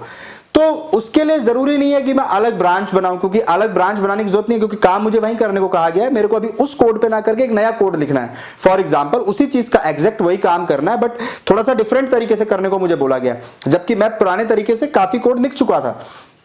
तो ऐसी सिचुएशन में अब मैं क्या करूं, मैं नई ब्रांच क्रिएट करूं और वहां काम स्टार्ट करूं? नहीं, मैं क्या करता हूं, मेरे पास एक कमांड होती है गिट स्टैश। ठीक है, स्टैशिंग की मैं भी बात कर रहा हूं। तो स्टैश में क्या होता है, ये एक टेम्पररी स्टोरेज होती है। आप इसे समझे कि ये एक स्टोरेज है। मेरी लोकल रैपो के अंदर ही मेरे पास एक स्टोरेज होती है, एक जगह होती है जहां पे मैं क्या कर सकता हूं कि अगर मैंने कोई कोड आधे से ज्यादा लिख लिया है और अचानक से मुझे कोई दूसरा कोड लिखने के लिए आ गया कि फटाफट से ये काम कर दो, उसके बाद अपना काम कर लेना तुम दोबारा से। कई बार ऐसा ऑफिस में भी होता है ना, यार ये काम जल्दी से कर दो, बाद में अपना काम तुम दोबारा कर लेना। तो अब ऐसी सिचुएशन में आप क्या करोगे, आप अपना काम भी आपको रोकना है और दूसरा काम करके देना है उसको, पर अपना काम आपको उससे आगे दोबारा स्टार्ट भी करना है, क्योंकि आपने आधे से ज्यादा कोड लिख लिया है तो आप उसे डिलीट तो नहीं करना चाहोगे। तो हम क्या करते हैं, उसे स्टैश में डाल देते हैं। स्टैश एक तरह की टेम्पररी स्टोरेज है जहां हम उस कोड को भेज देते हैं। उससे क्या होता है, हमारी वर्किंग डायरेक्टरी खाली हो जाती है, हमारे वर्क स्पेस जो है वो खाली हो जाता है। अब हम उस बंदे के कोड पे काम करके पहले उसे दे देते हैं, फिर हम अपने कोड को वापस लाते हैं, उसमें काम करते हैं, उसे भी सेव कर देते हैं। तो स्टैश का ये तरीका है। तो मैं एक बार पहले ये पढ़ देता हूं, फिर कॉन्सेप्ट आपको बताता हूं। Suppose you are implementing a new feature for your product. आप नया कोड लिख रहे हैं अपने प्रोडक्ट के लिए, your code is in progress. तो आपने अचानक कह रहा हूं, आपने काफी सारा कोड लिख दिया है, लेकिन सडनली आपका कस्टमर आता है, कहता है कि नहीं नहीं इस काम को छोड़ो, अभी ये काम शुरू करो। Because of this you have to keep aside your new feature work for few hours. तो इसकी वजह से आपको अपने काम को बीच में ही छोड़ना पड़ता है। पर आपके पास लोकल रेपोजिटरी में वर्किंग स्पेस तो एक ही है, ये तो नए नए नहीं होते आपके पास, वर्क स्पेस आपके पास एक ही है। सपोज मैंने अभी तक अपने काम को मैंने ऐड और कमिट नहीं किया है, मैंने यहीं पर कोड लिख रहा था मैं तो, और अचानक से वो बंदा आ गया मेरे पास। अब मैं क्या करूं, क्योंकि मैं अगर नया कुछ फाइल स्टार्ट करता हूं तो ये डेटा क्या होगा, मुझे वर्क स्पेस पहले खाली करना पड़ेगा। मैं वर्क स्पेस में एक साथ 2 फाइल पे काम नहीं कर सकता, और मैं इसे ऐड और कमिट भी नहीं करना चाहता, क्योंकि काम पूरा नहीं हुआ। काम पूरा होगा तभी तो ऐड और कमिट करूंगा। तो ऐसी सिचुएशन में जब आपने अपनी फाइल को ऐड और कमिट नहीं किया है और मेरे को नया काम करने के लिए अचानक से आ जाता है, तो मैं क्या करता हूं, उसको स्टैश में भेज देता हूं। मैं कहता हूं भैया मेरी ये फाइल अभी फिलहाल आप अपने पास रख लो। जैसे ही मैं स्टैश में भेजूंगा मेरा वर्क स्पेस खाली हो जाएगा। अब मेरा वर्क स्पेस खाली हो गया, अब मैं क्या करूंगा, अब मैं यहां पे उस बंदे का काम स्टार्ट करूंगा, उस बंदे का काम करना चालू करूंगा, उस बंदे का काम कर दूंगा। उस बंदे का काम करने के बाद मैं ऐड करूंगा और ऐड करने के बाद मैं कमिट कर दूंगा। ठीक है, मैंने ऐसा कर दिया। अब ऐसा करने के बाद जब ये काम हो गया तो ये मेरा वर्क स्पेस फिर खाली हो जाएगा कमिट करने के बाद। अब मैं अपनी इस फाइल को स्टैश में से दोबारा वापस लाऊंगा। समझ आ रही है बात, मैं इस फाइल को स्टैश में से दोबारा वापस लाऊंगा तो मेरे पास एज इट इज जितना कोड पहले लिखा था वो वापस आ जाएगा। मैं उसमें नया कोड अपना ऐड करूंगा, यहां पे उसको ऐड करूंगा स्टेजिंग एरिया में और फिर कमिट कर दूंगा। और इस तरीके से मेरे एक साथ 2 काम हो जाएंगे साइड बाय साइड। मतलब एक साथ तो नहीं होंगे, पर मैं अपने पुराने काम को भी वहां रोक सकता हूं और नया काम स्टार्ट कर सकता हूं। तो स्टैश ये एक तरीका है, आप अपनी ही ब्रांच में रह के अपने ही काम को थोड़ी देर के लिए साइड कर देते हैं, उसको स्टैश में रख देते हैं कि ठीक है मैं अभी थोड़ी देर में आके इस कोड को दोबारा से आगे लिखना स्टार्ट करूंगा, पहले इस बंदे का फटाफट से काम करके दे देता हूं। तो इसके लिए हम यहां पे स्टैश का इस्तेमाल करते हैं। To stash an item only applies to modified files, not new files। तो ये भी आपको याद रखना है कि आप स्टैश किस आइटम को करते हैं, जो आपने वर्क स्पेस में लिखा है। आपने वर्क स्पेस में सपोज कुछ लिख दिया बट उसे अभी ऐड और कमिट नहीं किया, वो वर्क स्पेस में पड़ा हुआ है, तो ऐसे मॉडिफाइड फाइल को आप स्टैश कर सकते हैं। बिल्कुल नई फाइल है, उसे स्टैश में भेजने का कोई फायदा नहीं है, वो तो खाली है। ठीक है, अच्छा दूसरी बात ये कि स्टैशिंग अगर आप करना चाहते हैं तो पहले आप इस फाइल को, आपकी जैसे आपने आपने सपोज स्टार्टिंग में ही जैसे ही काम करना शुरू किया तो बेटर है आप उसको पहले कमिट ऐड कर लें और ऐड करके उसको कमिट कर लें। ऐसा करने से क्या होगा, ये एम्प्टी फाइल जो है ये एक बार कमिट हो जाएगी। कमिट होने से क्या होगा, अब ये एक इमेज बन गई, इस फाइल की इमेज आपकी यहां पे आ गई। अब आप काम करना स्टार्ट करें। ठीक है, आपने काम किया। अब अचानक से अगर कोई सिचुएशन स्टैश वाली आ जाती है कि कोई बंदा आके कहता है अपना काम छोड़ के मेरा करो, तो आप इसे स्टैश में भेज सकते हैं। तो कहने का मतलब आप पहले अपनी फाइल को एक बार खाली फाइल को ही ऐड और कमिट कर लें, ऐसा जरूरी है, मतलब करना चाहिए, ऐसा मेरे को लगता है। ठीक है, तो आप ऐसा कर सकते हैं। अगर नहीं मेरी बात समझ आ रही है कोई दिक्कत नहीं, लैब में सब कुछ क्लियर हो जाना है, आपको पता है। ठीक है, तो अब मैं आपको जरा कमांड्स और बता देता हूं इसकी। तो अब सपोज करें कि आप जो है अपने वर्क स्पेस में कोई काम कर रहे थे, आपने कोई काम किया और अचानक से कोई नया काम आ गया, आपको इसे स्टैश में डालना है। तो कमांड क्या होगी, सिंपल कमांड है, आप जो भी काम कर रहे थे आप वहीं रखें। अब आपको कुछ नहीं करना, आप सिंपल एक कमांड चला दें, गिट स्टैश। ऐसा करने से आपके जो भी वर्क स्पेस में जो भी फाइल आप बना रहे थे, उसमें जो भी लिख रहे थे, वो वहां से खाली हो जाएगा। इसका मतलब ये नहीं है वो डिलीट हो गया, वो कहां चला गया, वो यहां चला गया। ठीक है, अब आप यहां पे ये खाली हो गया, अब आप यहां पे नया कोड लिख सकते हैं, नई फाइल बना के, या जिस भी फाइल में आपको चेंजेस करने हैं वो वर्क स्पेस में फाइल ओपन करके आप वहां पे चेंजेस स्टार्ट कर सकते हैं। अगर अब आपने इसको भी स्टैश में डालना है तो आप इसे भी डाल सकते हैं। ऐसा नहीं है स्टैश में एक ही फाइल जा सकती है, आपने 2-3 फाइलें जिन पे काम कर रहे थे, मल्टीपल काम आप कर रहे हैं, आप उसे भी स्टैश में लेके जा सकते हैं। उसके बाद जिसको पहले पूरा करना है आप उसे कर सकते हैं। तो मल्टीपल फाइल्स को भी स्टैश में लेके जाया जा सकता है। कमांड क्या है, गिट स्टैश। अब आप देखना चाहते हैं स्टैश में क्या क्या पड़ा हुआ है, मैंने बताया मल्टीपल फाइल जा सकती हैं। तो जैसे ही मैं गिट स्टैश लिस्ट चलाऊंगा मेरे पास आ जाएगा भैया स्टैश के अंदर ये 3 इनकम्प्लीट फाइल पड़ी हुई हैं, ये यहां पे आपने भेजी हुई हैं। तो अब आप इनको कब पूरा करना चाहते हैं, जो भी करना चाहते हैं, डिलीट करना चाहते हैं, बताएं आप। तो लिस्ट आपको नजर आ जाएगी स्टैश में कौन कौन से फाइलें पड़ी हुई हैं जो इनकम्प्लीट हैं, जो मैंने भेज दी थी वहां पे वर्क स्पेस खाली करने के चक्कर में। ठीक है, अब अगर मैं अब उस स्टैश आइटम को वापस लाना चाहता हूं ताकि अब भाई मुझे काम स्टार्ट करना है, तो मैं क्या करूंगा, मेरे पास जो लिस्ट आती है ना, उस लिस्ट में नंबरिंग होती है, उस लिस्ट में नंबरिंग होती है 0 1 2। 0 जो होगा वो सबसे लेटेस्ट होगा, जो सबसे नीचे की वैल्यू होगी, सबसे बड़ी वैल्यू होगी 3, ये सबसे पुराना होगा, यानी ये सबसे पुरानी फाइल है जो आपने फर्स्ट टाइम स्टैश करी थी।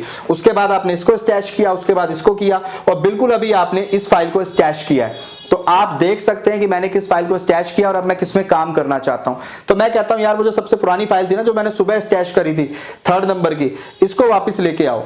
तो आप क्या करेंगे, कमांड चलाएंगे गिट स्टैश अप्लाई। अप्लाई मतलब अब अप्लाई कर दो मेरी इस जो भी मैं आगे लिखने वाला हूं, इसको अप्लाई करके मुझे लाके दो। तो मैं वहां पे स्टैश @ जो नंबर मेरे को लिखा हुआ, मैं जिस नंबर वाली फाइल को चाहता हूं वो नंबर यहां पे मैं लिख दूंगा। हालांकि वो आपको यहां पे लिस्ट में नजर आ जाएगा, आपको कॉपी पेस्ट करना है। तो आप स्टैश @0 कर देंगे तो 0 वाली जो फाइल होगी ये तो करंट आ जाएगी। अगर आप यहां 3 करेंगे तो जो सबसे सुबह आपने, जो सबसे पुरानी फाइल है मतलब जो आपने स्टैश करी थी, वो आपके पास वापस आ जाएगी, आपके वर्क स्पेस में वो आपको नजर आने लगेगी। आप वहां अपना बाकी का काम पूरा करें, बाकी का काम पूरा करने के बाद आप ऐड करें, और ऐड करने के बाद आप कमिट कर दें। ऐसा करने से ये काम आपका सक्सेसफुली सेव हो जाएगा। अब ये काम आपका हट गया यहां से। अब इंपॉर्टेंट बात यह है कि जब हम स्टैश से वापस लाते हैं तो क्या वो डेटा वहां रहता है या नहीं रहता है।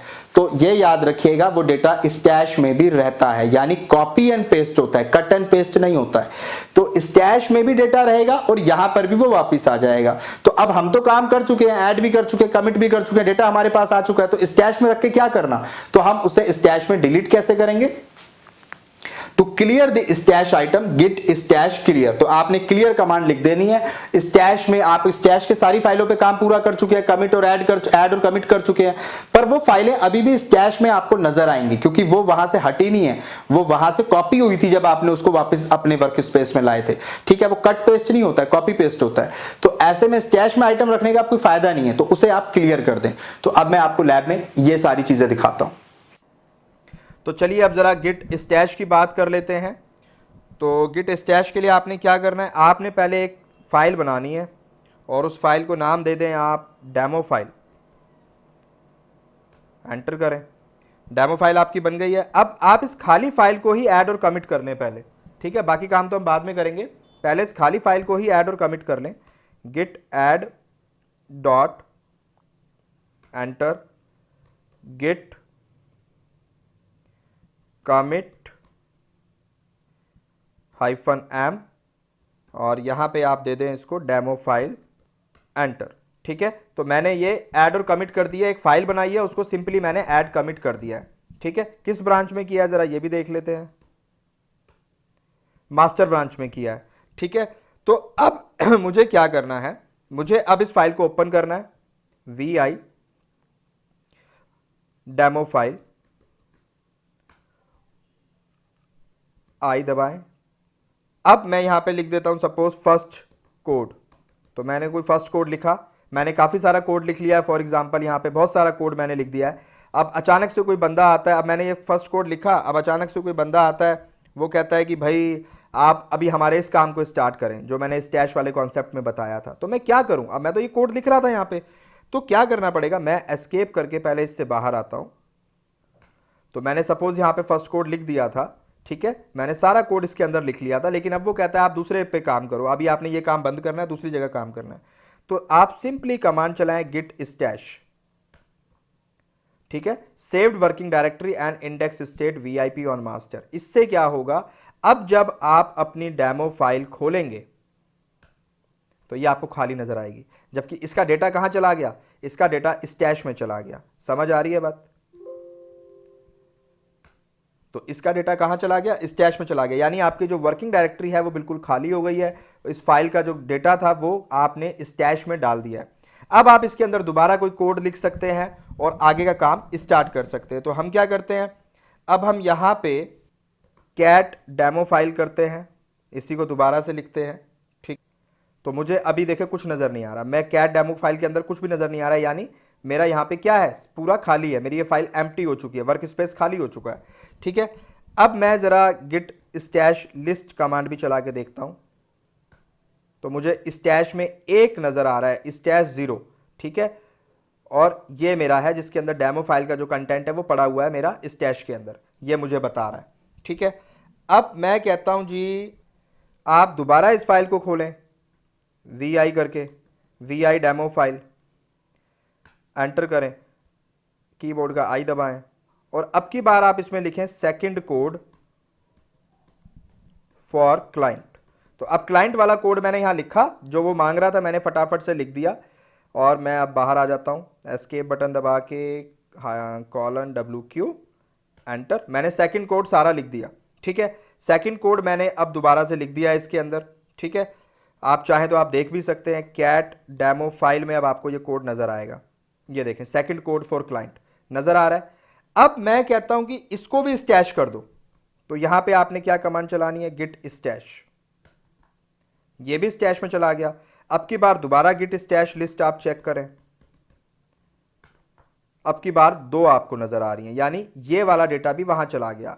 आप चेक करना चाहें चेक कर लें, कैट डेमो फाइल, देखें आप, इसको कुछ नजर नहीं आएगा, ये देखें कुछ नजर नहीं आ रहा, यानी मैंने 2 बार कोड लिखा और दोनों के दोनों मैंने कहां पहुंचा दिए, स्टोरेज में, गिट स्टैश स्टोरेज जो है स्टैश वाली, वहां डाल दिए। ठीक है, अब मैं कहता हूं यार ठीक है, मैं अब अपने पुराने काम को करता हूं, जो मेरा पहला कोड था अब उस पर काम शुरू करता हूं।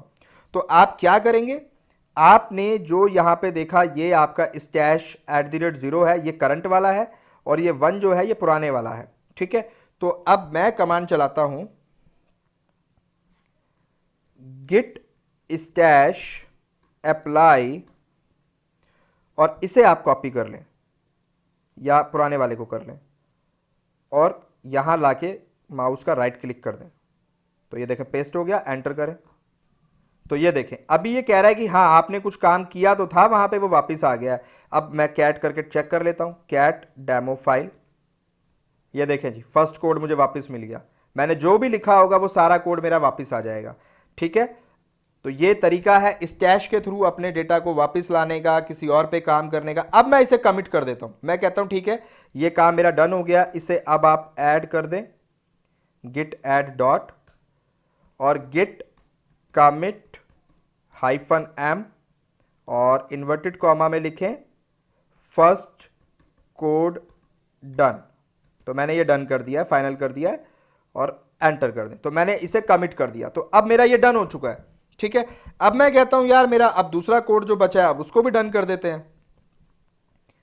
तो ज़रा अपने दूसरे कोड पे आते हैं, तो गिट स्टैश अप्लाई, और अब की बार आप इसे कॉपी कर लें, ये वाला स्टैश @0 और यहां लाके पेस्ट कर दें, एंटर।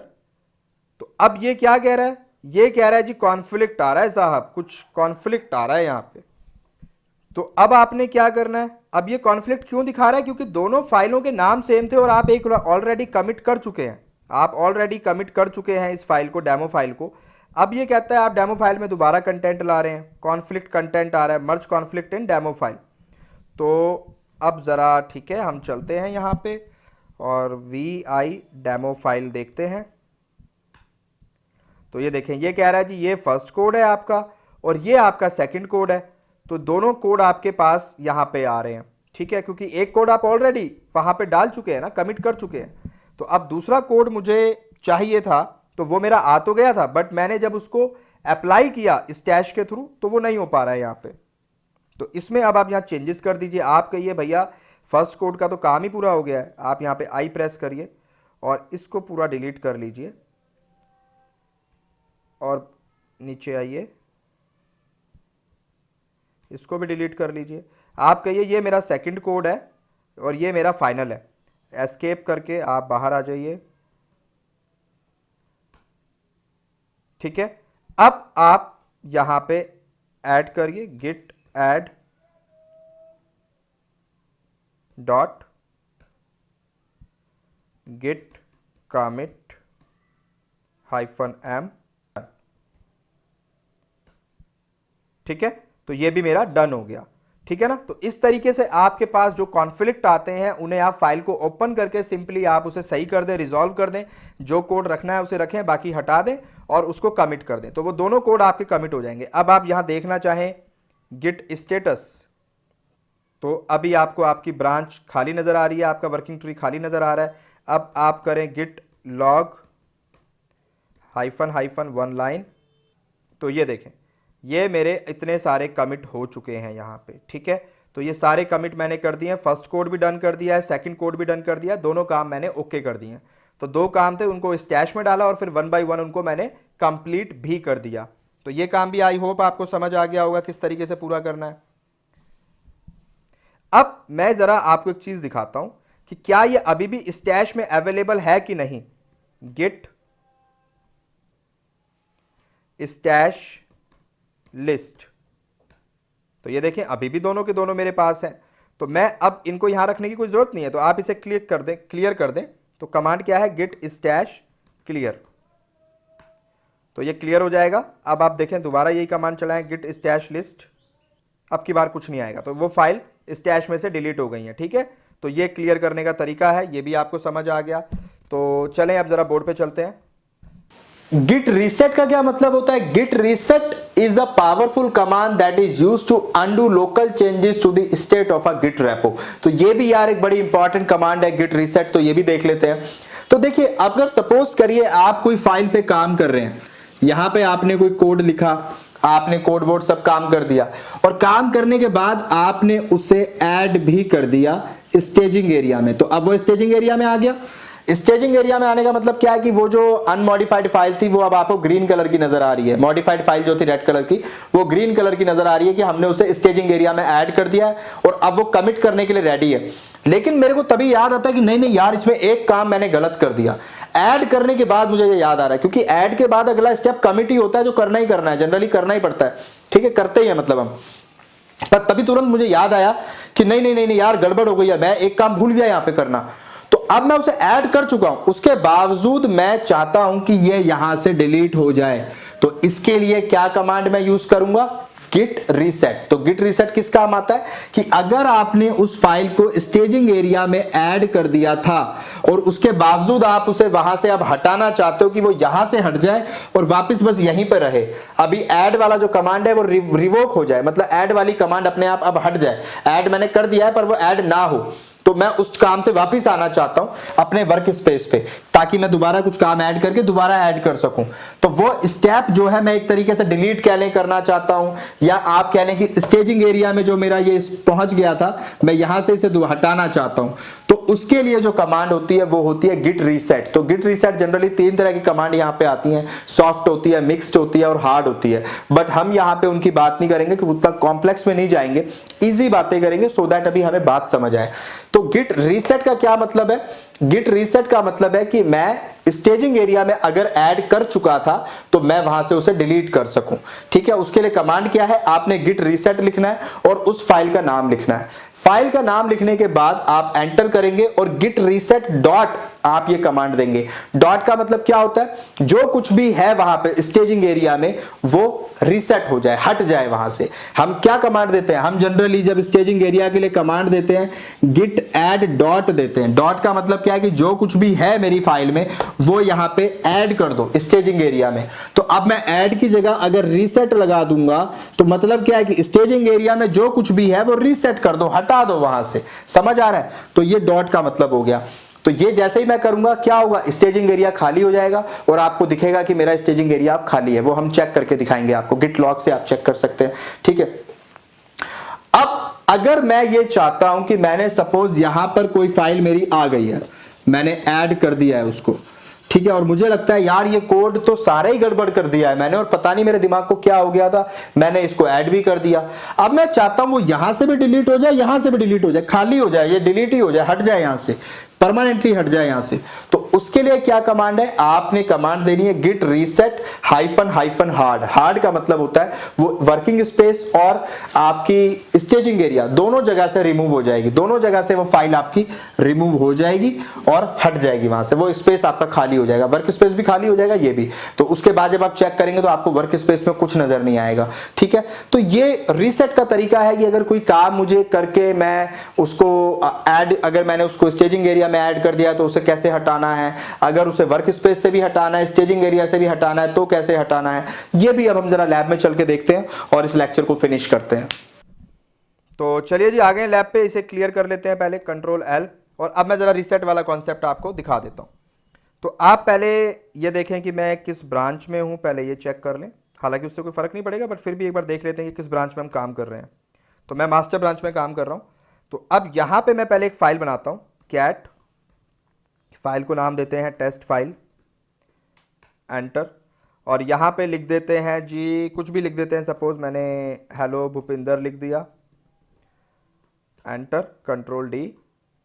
तो मैंने यहां पे कुछ लिख लिया। अब मैं इसको गिट ऐड कर देता हूं, गिट ऐड डॉट। ठीक है जी, तो ये मेरा क्या आ रहा है, स्पेस नहीं लगाया ना, गिट ऐड स्पेस डॉट। तो मैंने इसे ऐड कर दिया तो ये ऐड हो गया। अब मैं जरा इसका स्टेटस देखता हूं, ये देखें जी, यानी ये मेरा स्टेजिंग एरिया में आ गया है। समझ आ रही है बात? देखें स्टेज लिखा आ रहा है। तो अब ये मेरे स्टेजिंग एरिया में है, लेकिन मैं, अब मुझे बाद में फील हुआ कि यार ये कोड तो गलत है, तो मुझे अब ये वहां से डिलीट करना है। तो कमांड क्या है? गिट रीसेट स्पेस देके डॉट, एंटर। अब जरा आप स्टेटस चलाएं, गिट स्टेटस, ये देखें जी, अब ये रेड कलर से नजर आ रहा है, यानी ये स्टेजिंग एरिया से डिलीट हो चुका है, वहां से हट चुका है। ठीक है, तो ये बात आपको समझ आ गई। अब इसे कंट्रोल एल कर लेते हैं। अब यहां पे इसको एक बार दोबारा ऐड कर देते हैं, गिट ऐड डॉट, एंटर। तो अब गिट स्टेटस दोबारा चलाते हैं, तो ये मेरी दोबारा स्टेजिंग एरिया में आ गई। अब मैं चाहता हूं स्टेजिंग एरिया और वर्किंग स्पेस दोनों जगह से डिलीट हो जाए एक ही कमांड में। तो उसका क्या तरीका है? Git reset hyphen hyphen hard, ये कमांड आप चलाएं, head is now at second code done. ठीक है, तो ये वहां से डिलीट हो चुका है। आप चाहें तो स्टेटस चेक कर लें, ये देखें जी, nothing to commit, working tree clean. तो बिल्कुल खाली कर दिया इसने, वर्किंग ट्री को भी खाली कर दिया है और आपके स्टेजिंग एरिया को भी खाली कर दिया। तो ये कमांड होती है जब आप दोनों जगह से डिलीट करना चाहते हैं। थ्योरी में सारा कॉन्सेप्ट मैं ऑलरेडी समझा चुका हूं। तो आज के लिए इतना ही रखते हैं, ऑलरेडी लेक्चर काफी लंबा हो गया है। चीज और मैं आपको बताना चाहूंगा कि मशीन को आप स्टॉप कर दें। ठीक है, मशीन को आप स्टॉप कर दें, आप मशीन को डिलीट ना करें, टर्मिनेट ना करें, बस स्टॉप कर दें आप यहाँ पे। ठीक है, इस मशीन को आप काम करने के बाद स्टॉप कर दें तो ये यहाँ से स्टॉप हो जाएगी। और चलिए मिलते हैं फिर किसी और लैब में। ख्याल रखिए अपना और दुआओं में याद रखिए।